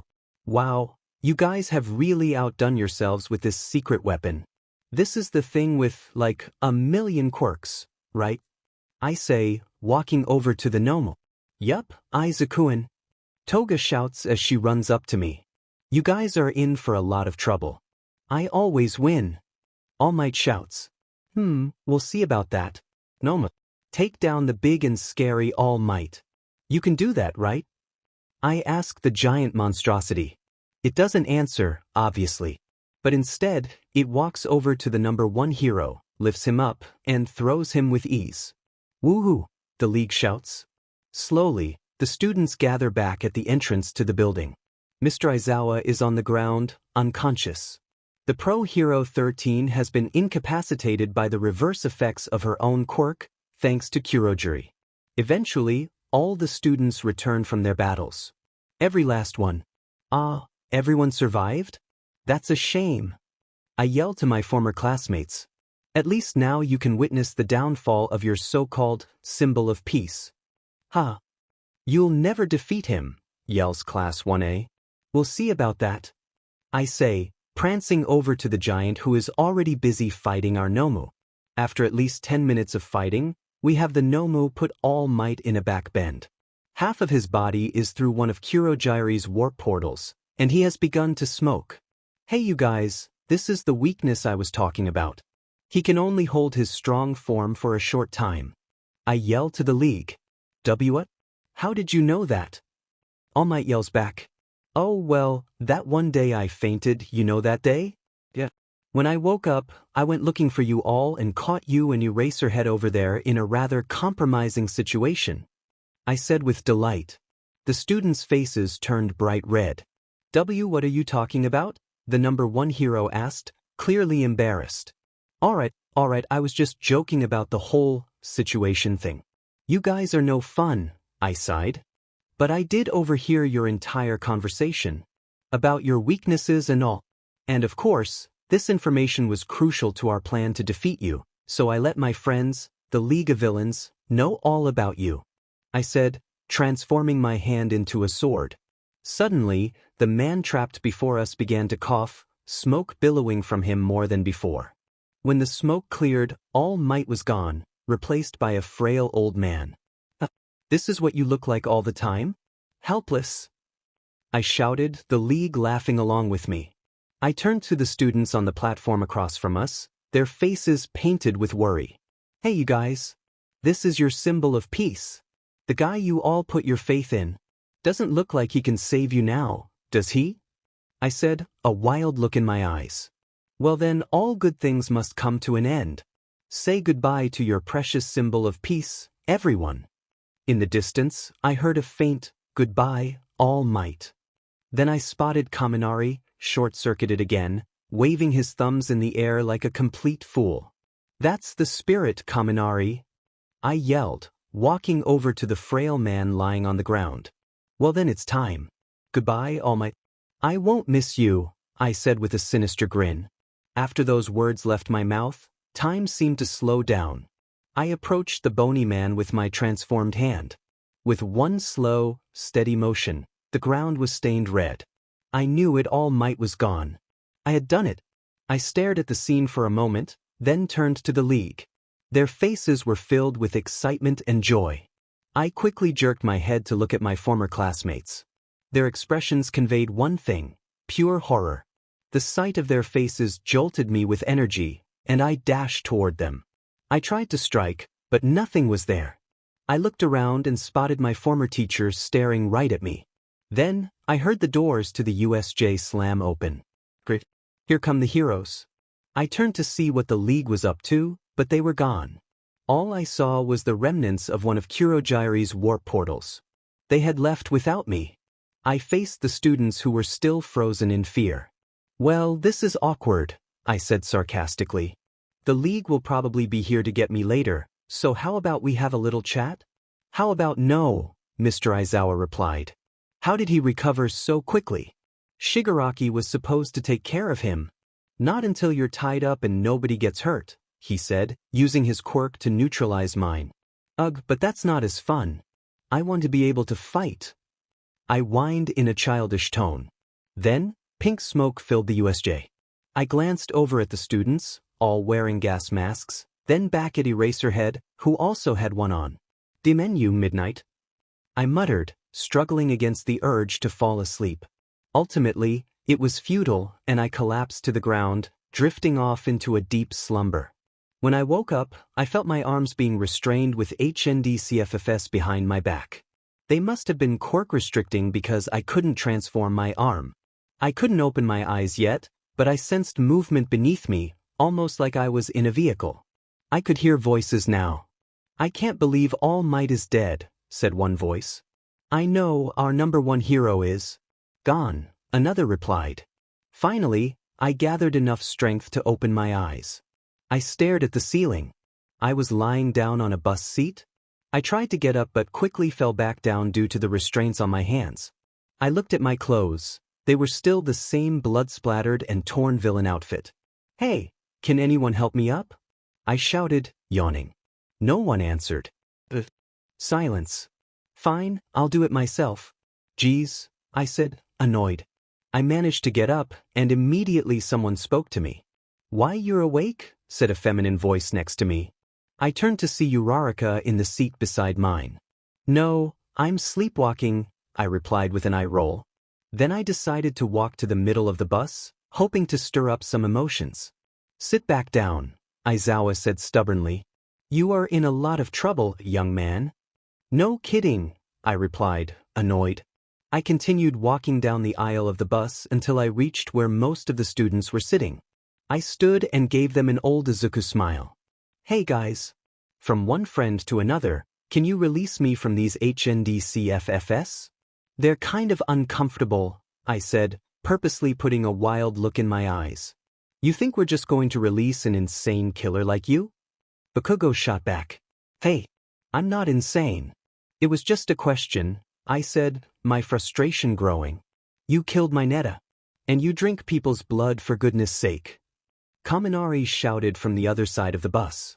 I walked over to him and sat down next to him, resting my feet on the head of the person in front of me. First of all, that little perv deserved it. Second, I don't have a choice when it comes to my appetite. And third, I didn't just kill my Netta. I took care of your precious symbol of peace too, remember? I said with a smirk. I could almost hear everyone on the bus gasp. I got up and started pacing around the bus again. Oh, so you guys miss your old #1 hero, huh? He was easy to take down. Just a little slice and he was gone. Haha. I said, laughter bubbling up uncontrollably. Soon, my chuckle turned into a fit of laughter so intense I could barely breathe. See? Told you you're insane, Bakugo said with a smirk. Oh, Bakugo, you're right. I guess I am just one psychotic killer. You win, I replied, feigning sadness. Then I had an idea. You be yesterday. I'm going to get you back the first chance I get, he shouts, his eyes blazing with intensity. Well, if I'm going down, I might as well share one of your secrets with the class. What do you think? I reply, rising from my seat next to Bakugo. He doesn't respond, only shaking his head, clearly anxious. Here's a good one. I announced to the entire class. Bakugo was actually my bully for about 6 years. But our moms are good friends, so he came over for dinner the night I discovered my quirk. He was the first person I tested it on. Remember that, Kaken? I ask sweetly. His expression shifts to one of shock as if pleading, please, no. But one day, he caught me at dinner and decided to spill the beans to the local news station. Luckily, no one else knew it was me except for Kaken. I continue, relishing the moment. So, long story short, Bakugo knew I was a villain the whole time. He was just clever enough to keep it to himself because he understood the consequences. Ha! The entire bus turns their attention to Bakugo, their expressions shifting to anger. You knew the whole time? The class shouts at him. Everyone begins to yell at him, blaming him for not telling them. They believe that if he had, their beloved All Might still be alive. Midoriya, stop provoking your classmates, Eraserhead interjects, clearly annoyed. Don't tell me what to do. I retort, clenching my fists. That's no way to talk to your sensei. Ida calls out from the back of the bus. Honestly, I hadn't even noticed he was there. He must have returned with the heroes. My sensei? That's a funny joke. I shout, making my way back to him. Then I notice something sticking out of my vest pocket, an umbrella. A plan begins to form in my mind. You know, you guys are really getting on my nerves, I say, adjusting my tie. I think you deserve a little surprise. You have Quirk restraining HNDCFFS on. You can't hurt us, Todoroki points out from behind me. You're right. I can't hurt you. But I can still create some chaos. I exclaim with glee. I twist my arms to grab the umbrella from my pocket and open it, then leap upward, tilting my head back to grab the fire alarm lever with my mouth and pull it. Water sprays from the ceiling, sending everyone into a frenzy. They dash around the bus, yelling and seeking cover. The sound of their panic makes me grin from ear to ear. Oh, you guys are a riot, I say, laughing heartily. After a few minutes, the water finally stops pouring down. Everyone is soaked, except for me, thanks to the umbrella. Why would you do that? An exasperated Azui demands. Because, according to you all, I'm insane. Haha. I reply, laughing even harder. All right, students, and Midoriya, we're back at UA, Eraserhead announces as the bus comes to a halt. As we exit, I attempt to make a run for it, but Aizawa's scarf quickly catches me. Really? I was so close.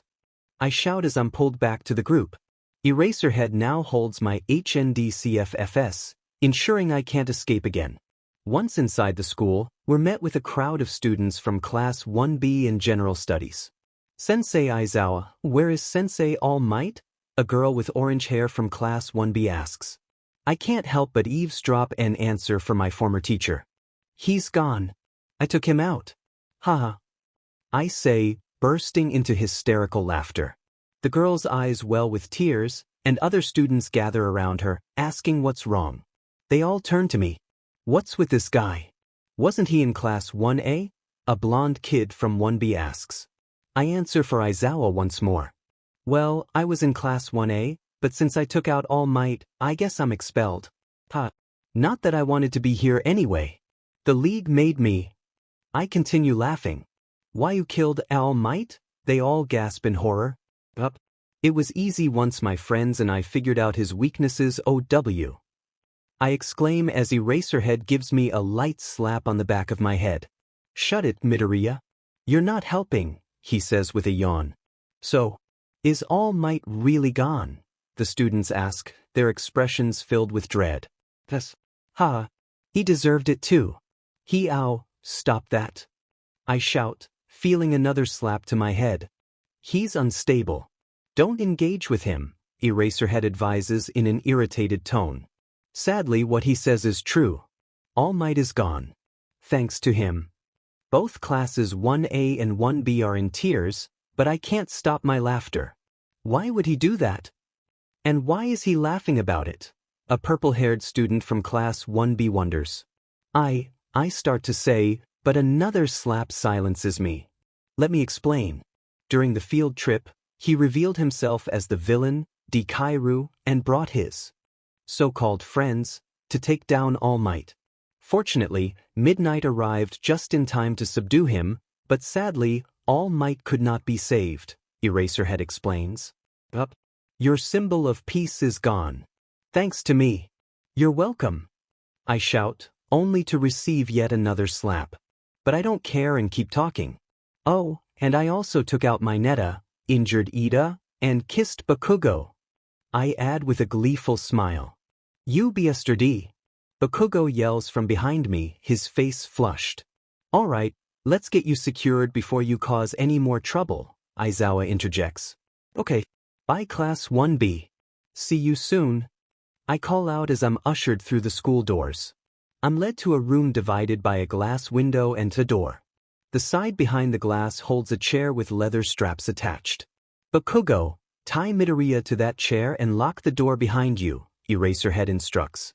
As Bakugo approaches to strap me in, I lean in and give him a quick kiss on the cheek, just to rile him up. Stop that, you little he stammers, confused. Bakugo, please refrain from hurting Midoriya. He is essential in our plans to defeat this new threat, Aizawa says, restraining Kaken's quirk. I stick out my tongue and blow a raspberry at him.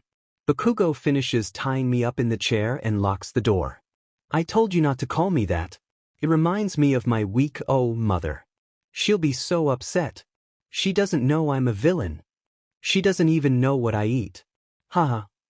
I say into the microphone so my former classmates and teacher can hear me.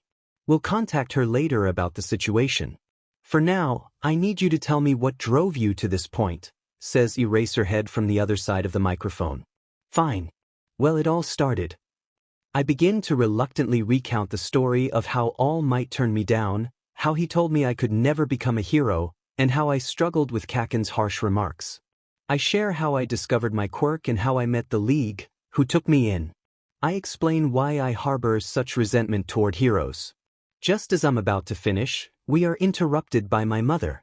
Oh my goodness, Izuku. Are you okay? You're covered in. What are you wearing and why are you tied up? She shouts, rushing to the glass and banging on it. They didn't tell you, I chuckle. Tell me what, my little hero? She asks, clearly confused. I laugh at her words, my little hero. I knew she would never call me that again. Soon, my laughter becomes uncontrollable, and I can hardly breathe. Ha ha. I laugh as everyone in the room looks confused. He's completely lost it. shouts Zero from the corner of the room. What, honey? What? She shouts, banging on the glass again. What did they tell you when they called you? I ask, finally calming down. They told me that you were in trouble and to get over here as he. Now tell me why you're chained up and in that strange outfit, Izuku. My concerned mother shouts. I'm not your little hero.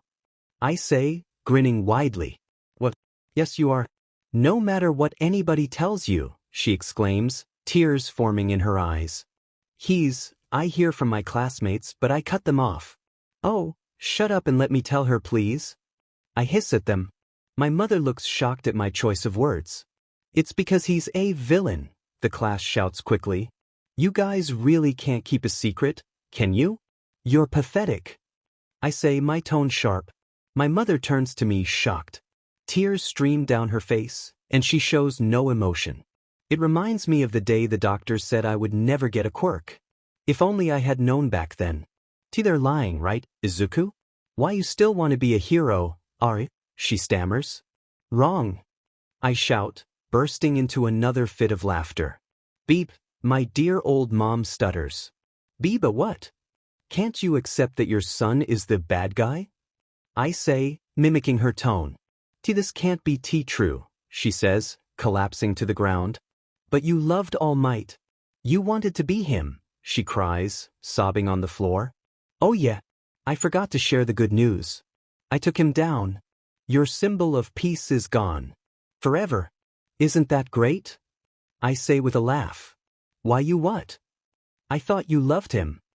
She screams, still crying on the ground. I kind of ignore the rest of her sentence when I feel something beneath me. I'm here to rescue you, brat, says a voice from below. I instantly recognize it as Shigaraki, emerging from one of Kuroji's warp portals. Took you long enough, I whisper back. Who are you talking to, Deku? Shouts an extremely aggravated Bakugo. My mother at the moment. But she doesn't seem to be taking the news very well, I reply, wearing a clearly fake expression of confusion.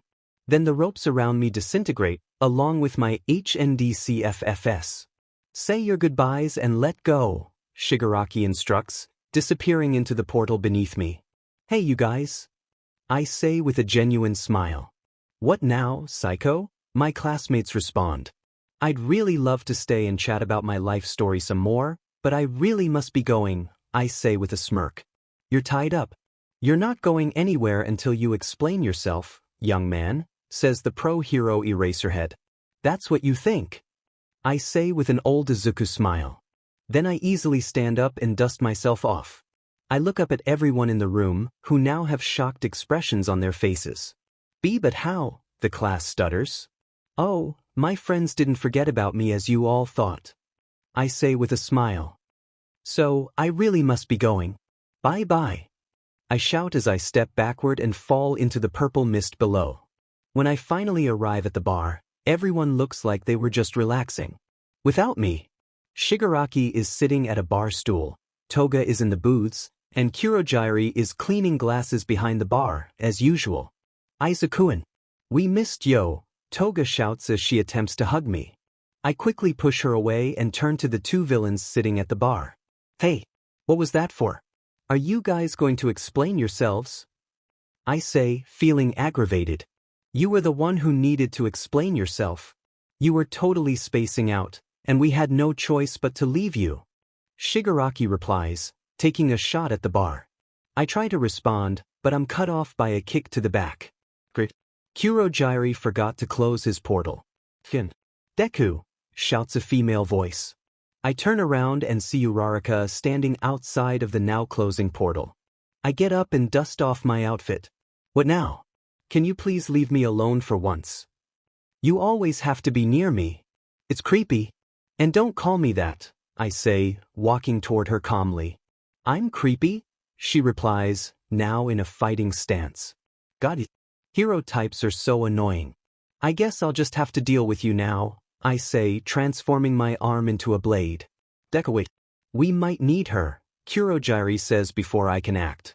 You guys think you can capture me? She shouts confidently. Yeah, actually. You were foolish enough to come to us, and now you have no way out, so yeah, I reply with a shrug. She tries to touch us with her quirk, but it's no use. Toga has dashed behind the girl who thought she was my friend. Can I stab her? Please, she asks with her puppy dog eyes, pinning Uraraka to the ground. Maybe later. For now, tie her up, I reply with a sigh. Oh, okay, the blonde Yandra-like girl responds. This isn't you, Deku, says the brown-haired girl from beneath Toga.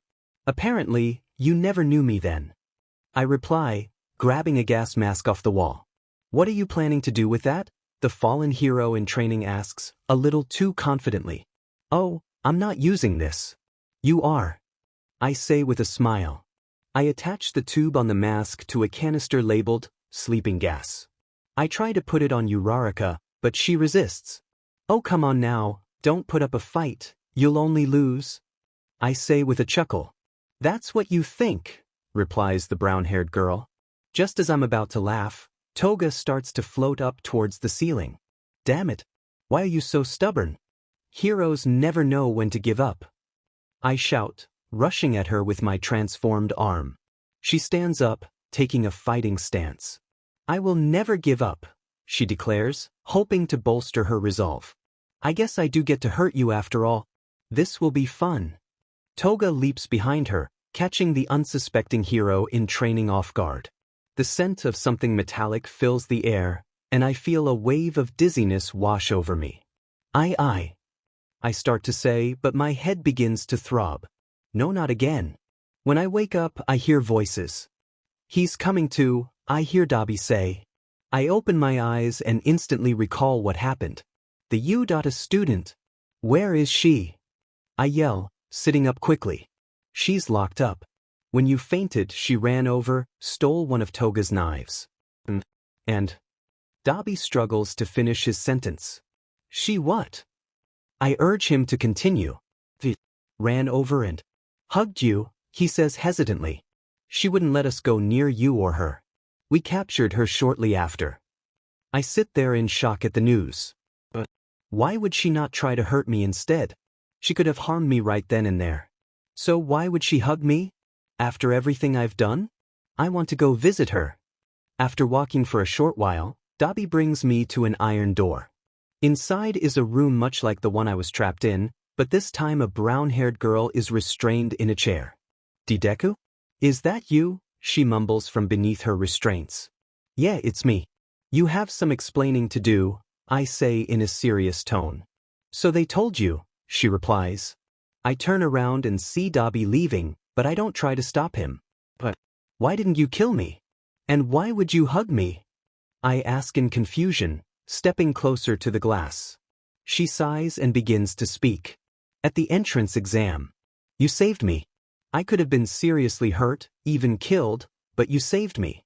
You were like my knight in shining armor, she says, tears forming in her eyes. How'd that turn out for you? I ask with a grin. She chooses to ignore my snarky comment and continues. I liked you. And I couldn't let go of those feelings. I couldn't kill you. That's why, she says, tears streaming down her face. I stand there shocked. I'm about to respond when the ground shakes. Then I hear screaming. Toga bursts in. They're here. The pro heroes, she shouts in fear. We need to go.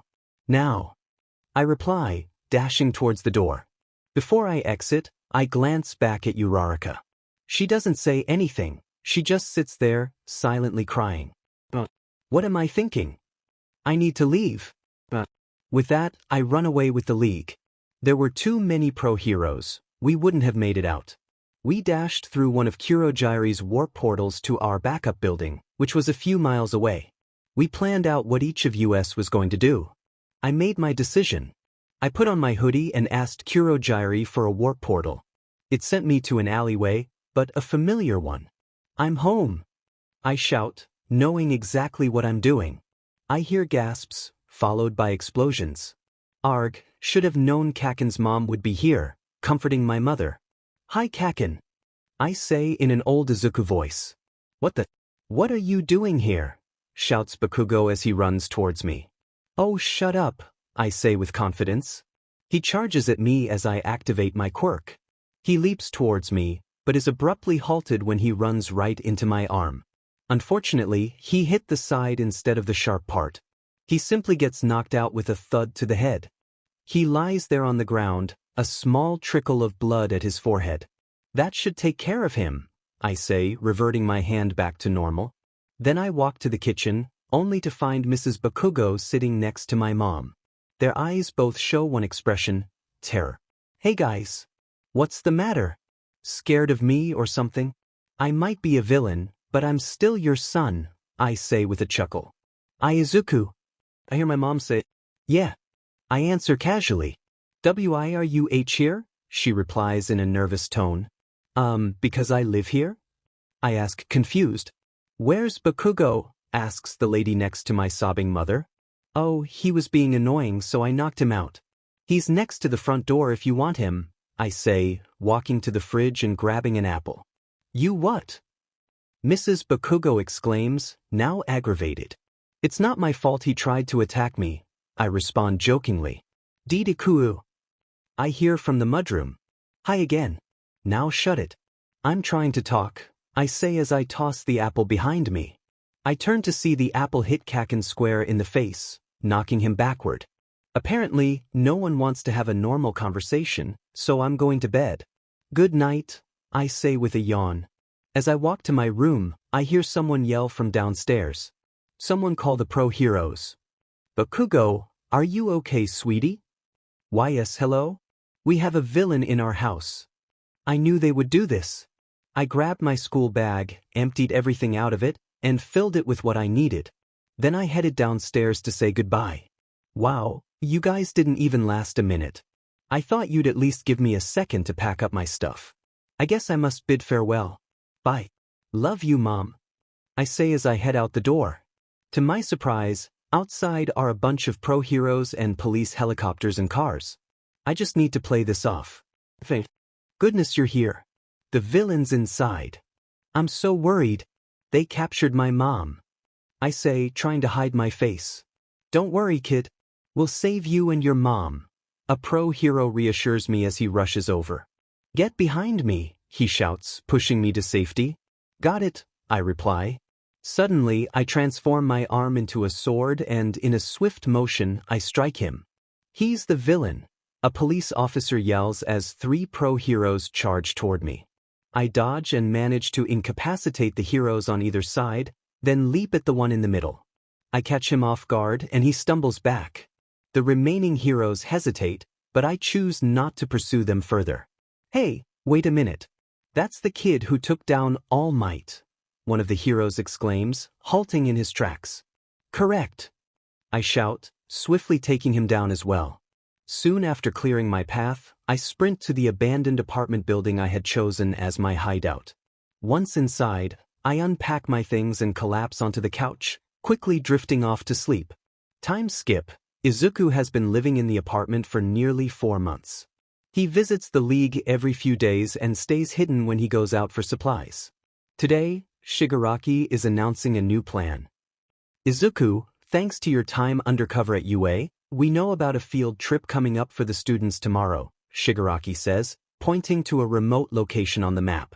Oh right, I forgot I took that schedule that one day, I chuckle. Great job, Izuku-in. Toga chimes in. I give her a quick thumbs up, signaling, no problem. Can you two stop flirting for once and focus on the mission instructions, please? Shigaraki says, clearly annoyed.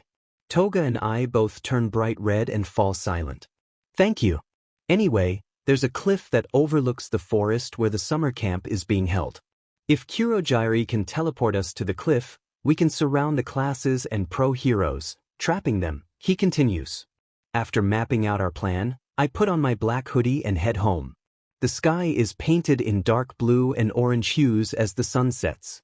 Streetlights flicker on, providing the only illumination for the few passers-by. There are enough people around for me to blend in, so I plug in my earbuds and start my journey home. Unfortunately, my music is abruptly interrupted when my earbuds are yanked from my ears. Hey, you little, I hear as I turn around. As expected, I come face to face with my childhood friend. What now, Kaken? Can't you see I'm trying to go home? I say, attempting to mask my nervousness.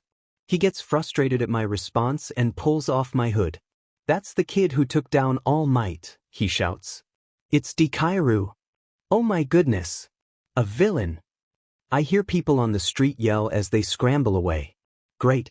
Look what you've done now," I say, rolling my eyes and trying to pull my hood back on, but Katsuki tips it off again. "I'm going to take you down," he screams. Yeah, just like you always say. "Look, I'm tired and I don't want to hurt you right now. So I'm giving you the chance to run and avoid getting hurt," I reply, my expression serious. "Yeah, right. Like I'm going to run away from a weakling like you," he retorts, his voice booming. "I guess you choose the hard way."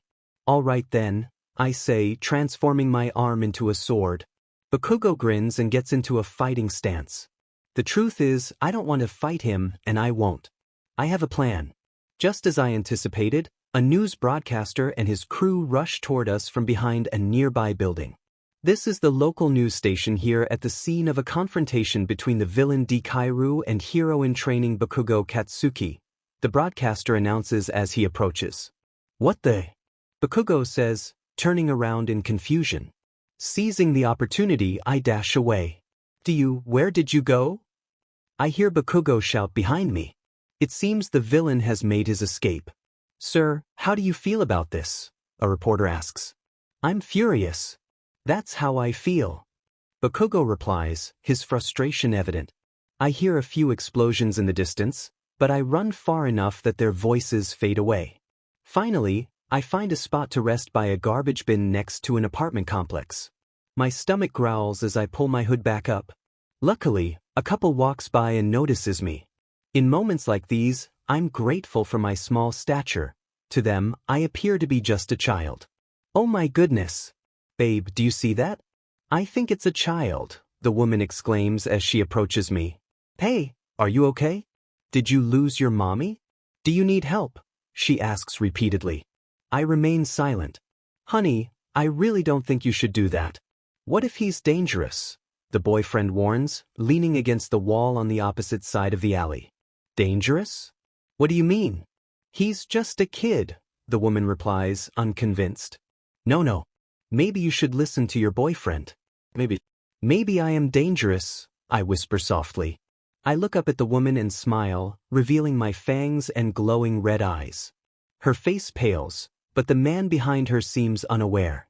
"Babe, we should go." "It's Getty," he starts, but then catches a glimpse of my face. I know they might try to run, so I need to act quickly. I sit up and, in a flash, I bite into the shoulder of the young woman. She gasps in shock, but soon falls to the ground. I glance at her companion, who bolts away in terror. I'm fine with that. I usually only take one person per meal, so I let him escape. Afterward, I continue my journey home and soon reach my apartment. I lay on the couch and turn on the old TV that was left behind. I tune into the station that had saved me from Kaken, only to find out that he had destroyed the cameras soon after I left. Then I switch to another channel and hear shocking news. Breaking news: a woman has taken her own life due to the loss of her son, the television announces. A picture of my mother appears on the screen. I watch in disbelief, a chuckle escaping my lips, but soon a tear rolls down my cheek. I try to stop it, but more follow.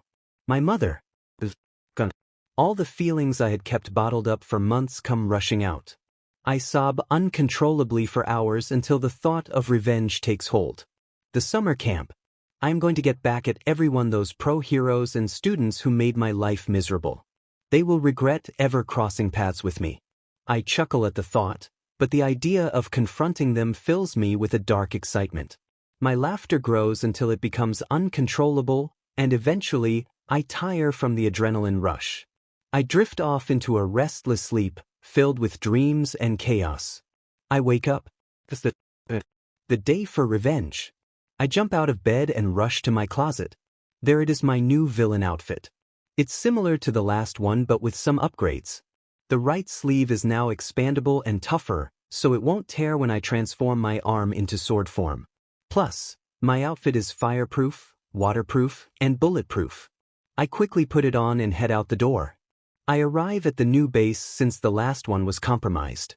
I open the door to find everyone waiting for me. What are you all waiting for? Can we go? I ask. No. The camp doesn't start until later.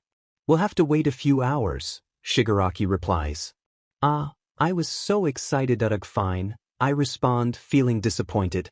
I'll be back later. Tadas. Wait, Izuku-kun, I want to come too. Toga calls out. No. I'm going alone.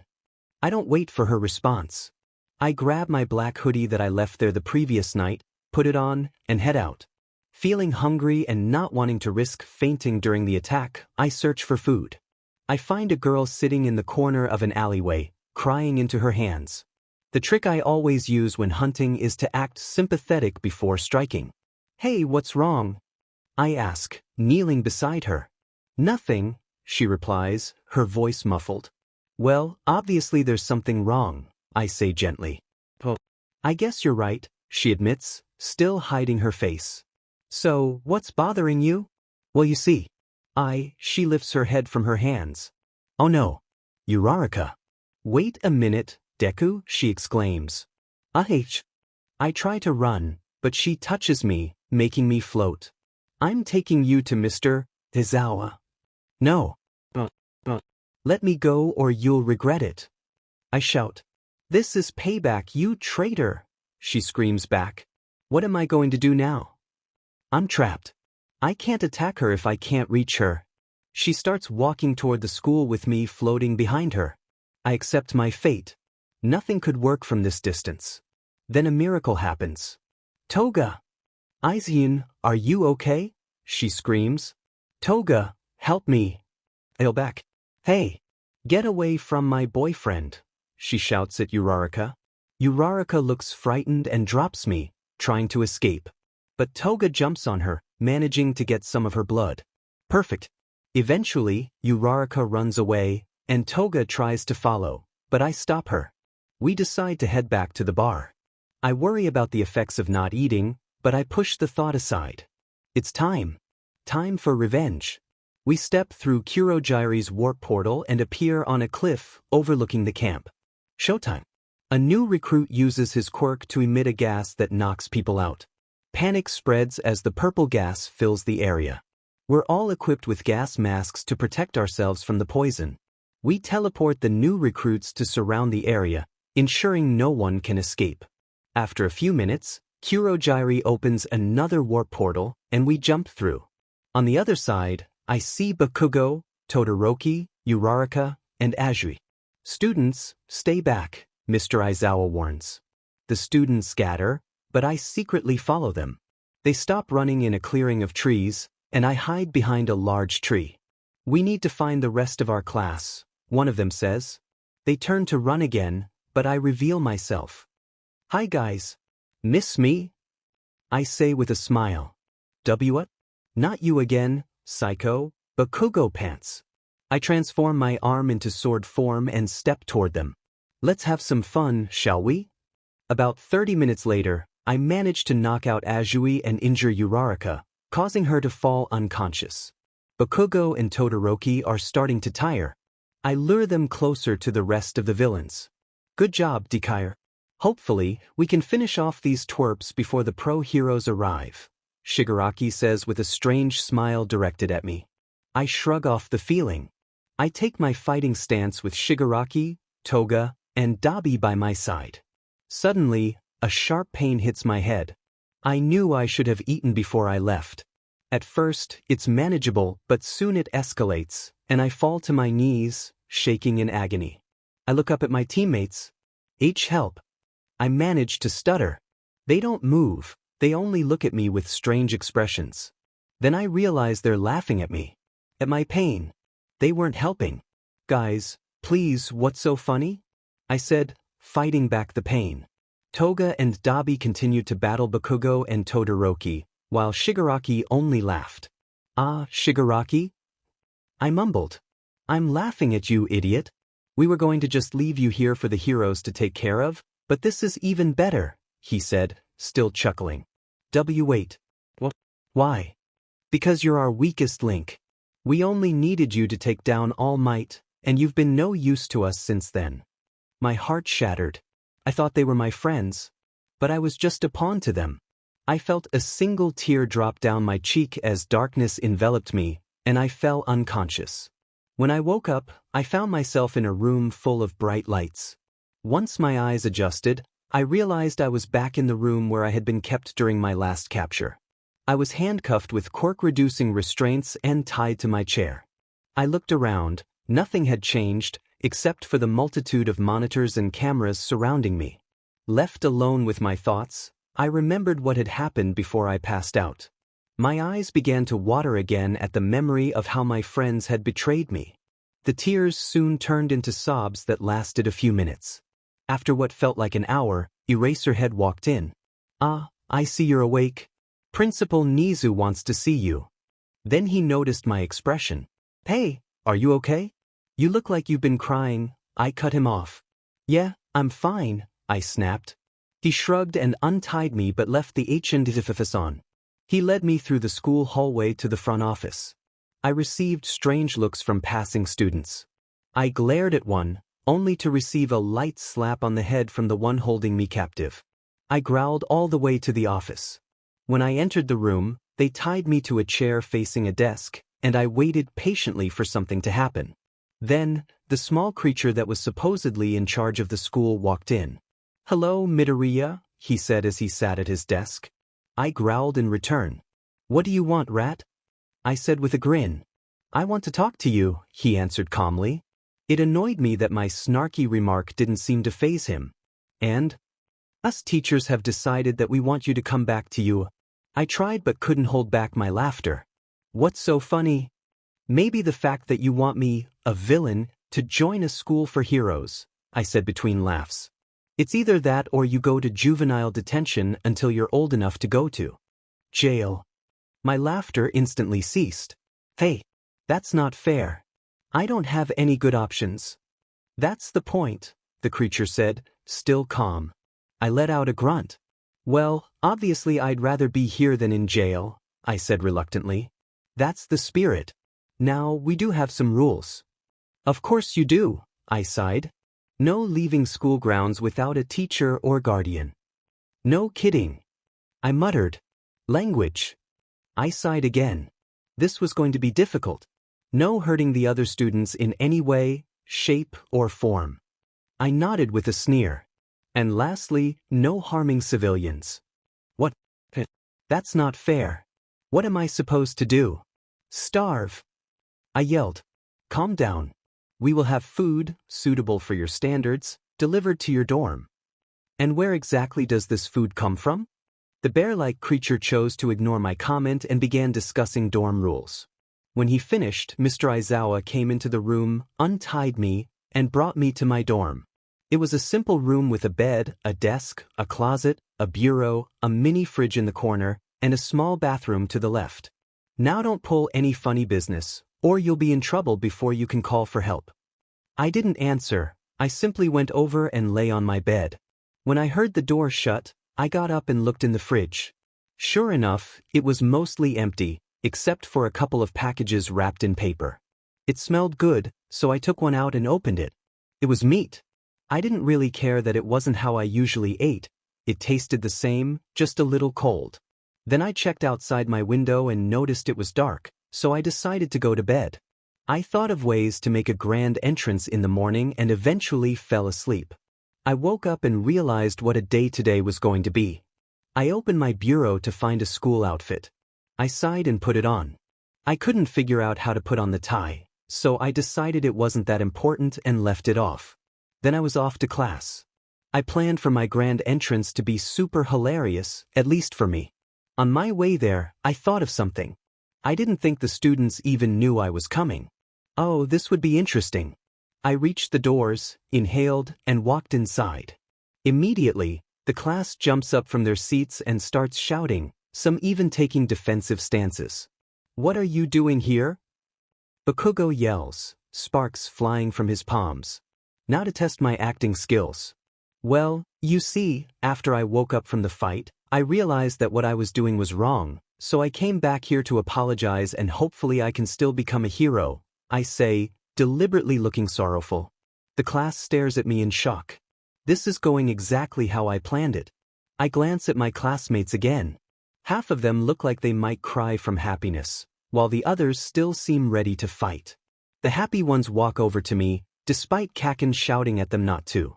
The happy group consists of Uraraka, Ida, Kaminari, Mina, Siro, and Azui. They all raise their hands as they approach, expecting high fives. Their expressions are bright and excited to have their friend back, but soon turn to confusion.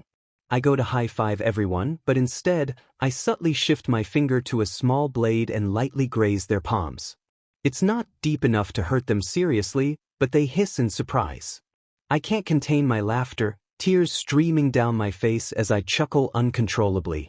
Karo, what was that for? Azui asks, looking at her hand in disbelief. You really thought I would just miraculously want to be a hero? You guys are so gullible. I say, wiping my tears of laughter. So you are here to hurt us? Bakugo yells, charging toward me. He unleashes an explosion but misses, and I quickly grab his arms, pinning them behind his back. Now, if you'd let me explain. As much as I want to take you all down right here, right now, I'd get in trouble. You see, your principal said I have to attend this school if I don't want to go to jail, I say, releasing Bakugo. I don't believe you. You demon villain, he shouts. Just then, Mr. Aizawa walks in. The walls bear scorch marks from Bakugo's explosion, and several students are nursing minor injuries. Aizawa sighs, clearly exhausted. Midoriya, did you do this? He asks, eyeing the chaos. I didn't do that, I say, pointing at the burn marks on the wall. But everything else? Yeah, that was me, I reply with a smirk. He sighs again, tiredly. Kids with injuries, go see recovery girl. Kids not injured, sit down. I try to slip out with the crowd but get caught. Not you, Midoriya. Well, Bakugo did send an explosion toward my face. I protest, still attempting to leave the room. I could care less, Eraserhead replies, emerging from his yellow sleeping bag. Sensei Aizawa, can you please explain what's going on here? Jiro asks, taking her seat like the rest of the class. Time skipped to after Mr. Aizawa summarized the last few chapters. By now, class has started again, and everyone is back in the room. The students who were tricked are eyeing me while I chuckle. The afternoon bell rings, signaling lunchtime. I'm hungry since the last time I ate was last night, so I decide to head back to my dorm for lunch. I grab a paper-wrapped package and start eating. A few minutes later, I hear banging on my door. The bell hasn't rung yet, so lunch isn't over. I wonder what's going on. I hear more banging and ignore it, saying, "Go away." Then the door swings open, revealing Uraraka. She glances at the paper wrapping, which has some stains, and then at my face, which probably has similar marks. She freezes. What do you want? I ask. She mumbles, I'm sorry for bothering you, her eyes glazed over. I finish my lunch, wipe my face, and head back to class. I reach the doors just as the bell rings. I open them to find Uraraka staring blankly at her desk. The other girls are trying to get her to talk, but she remains silent. When I enter, they all turn toward me. What did you do to her? Mina asks, glaring. What do you mean? I didn't do anything. I snap back. Well, you obviously did something that made her like this. Mr. Aizawa didn't know where you were, so he sent Uraraka to look for you at your dorm. I just went to my dorm to eat lunch. Oh, I say, realizing what happened. What did you do?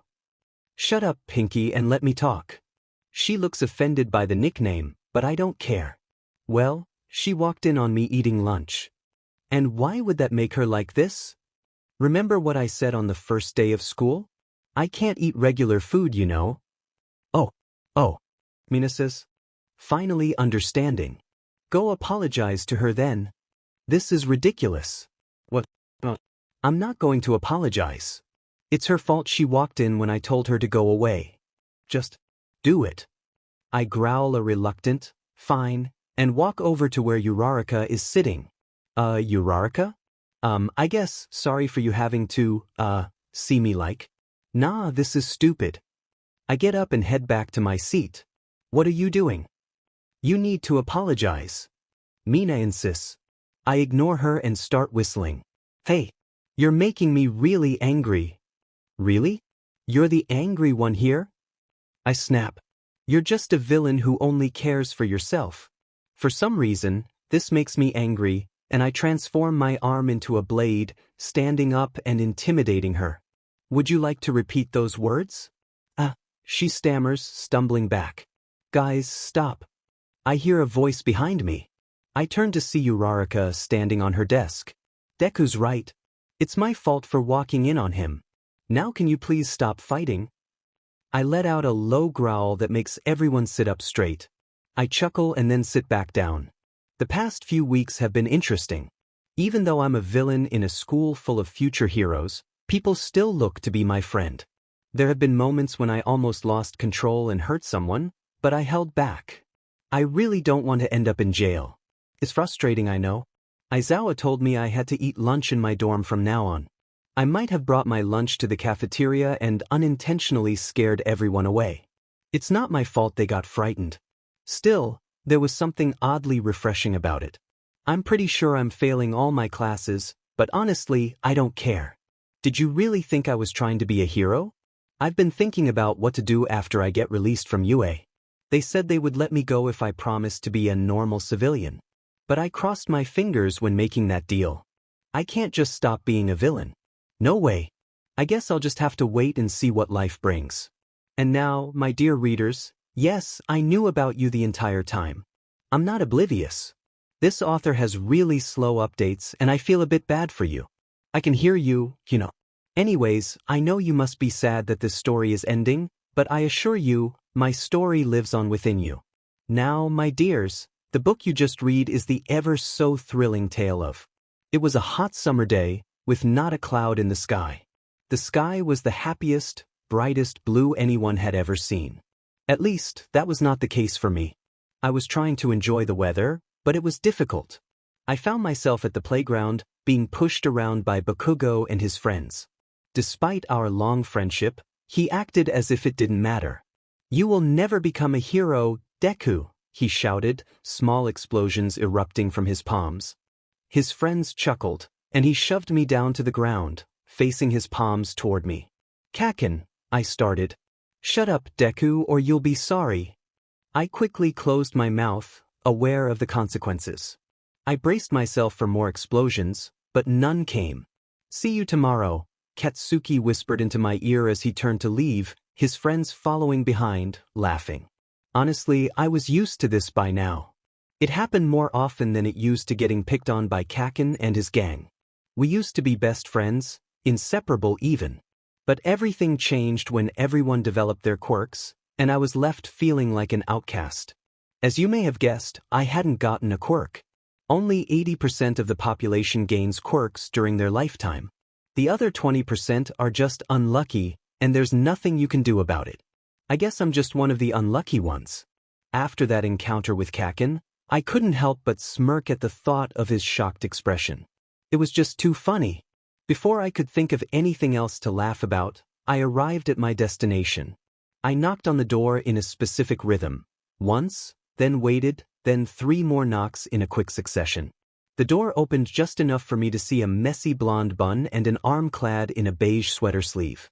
Hi, Toga, I said with a hint of sarcasm. How did you know it was me? She exclaimed. I could see your outfits, silly, I laughed. Aw, you're no fun, she pouted as she opened the door wider.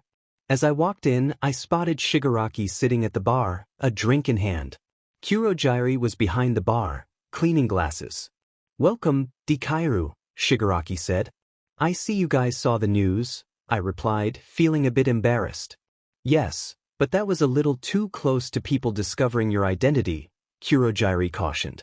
If you want to proceed with this mission, you need to be more discreet in situations like that. Sorry, I said, scratching the back of my head. It's okay. Just be a little more careful next time, he advised, putting away a freshly cleaned glass. We've finished planning your first mission, Shigaraki said as he approached me. Really? I exclaimed, unable to hide my excitement. Yup, Aizu-chan. Toga chimed in, giving me a quick hug. Well then, what is it? I asked, a bit annoyed at the lack of details. You will be going into UA undercover, Kurogyuri explained. Ooh, sounds fun. I said. Why exactly? We have confirmed a rumor that All Might will be teaching there, Shigaraki said. We need you to go in and find out his weakness. I frowned at the mention of All Might. Do I really have to do this? I asked, still annoyed. Yes. It's a key part of our plan to defeat All Might. Isn't that what you want? Shigaraki pressed. Yeah. I replied, still feeling frustrated. Well, if that's all you wanted to tell me, I think I'll be leaving now, I said, heading toward the door. Just as Toga attempted to hug me again, I quickly shut the door in her face. Serves her right, I thought as I walked home. Deku, who are you talking to? Someone asked. No one, I replied. This is me, signing off. As the sun dipped below the horizon, casting a warm glow over the landscape, a sense of anticipation filled the air. The characters moved with purpose, their hearts racing as they prepared for the challenges ahead. In the midst of their preparations, a moment of connection sparked between two of them. They exchanged glances that spoke volumes, a silent understanding passing between them. It was a moment filled with unspoken feelings, hinting at a deeper bond that was beginning to form. Suddenly, the tranquility was shattered as a distant rumble echoed through the valley. The ground trembled beneath their feet, and they exchanged worried looks. They knew that danger was approaching, and they had to act quickly. With adrenaline pumping, they sprang into action, their movements fluid and precise. As they faced their adversaries, the tension in the air was palpable. The clash of wills was fierce, but they fought valiantly, their determination shining through.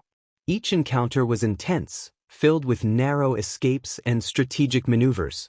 The stakes were high, and they pushed themselves to their limits, their resolve unwavering. The thrill of battle coursed through their veins, igniting a fire within them. As the dust settled, they stood together, breathing heavily but victorious. The bond they had formed was stronger than ever, forged in the heat of battle and the trials they had faced together. They shared a moment of triumph, knowing that whatever lay ahead, they would face it together. With the horizon stretching out before them, they set off once more, ready to embrace whatever adventures awaited, their hearts united in purpose and friendship. The atmosphere was electric as the characters gathered, their excitement palpable. They exchanged playful banter, laughter echoing through the air, each word laced with a sense of camaraderie that made their bond feel unbreakable. As the action unfolded, the tension escalated. The heroes faced overwhelming odds, their determination shining through as they charged into the fray. The clash of powers reverberated, creating a whirlwind of energy around them. Each blow was impactful, sending shockwaves through the battlefield, but the focus remained on their resilience and teamwork rather than the chaos surrounding them. In a moment of quiet reflection, one character gazed at the horizon, contemplating the journey ahead. The weight of their responsibilities hung heavy, but the support of their friends provided a glimmer of hope. They shared a knowing look, a silent promise to stand by each other no matter the challenges that lay ahead. The narrative continued to weave through their adventures, highlighting their growth and the deepening of their relationships. Each encounter brought them closer, not just as allies but as a family forged in the fires of conflict and camaraderie. As the chapter drew to a close, the characters stood united, ready to face whatever came next. Their hearts were filled with determination, and the bonds they had formed would guide them through the trials that awaited. The journey was far from over, and together, they would rise to meet it head-on.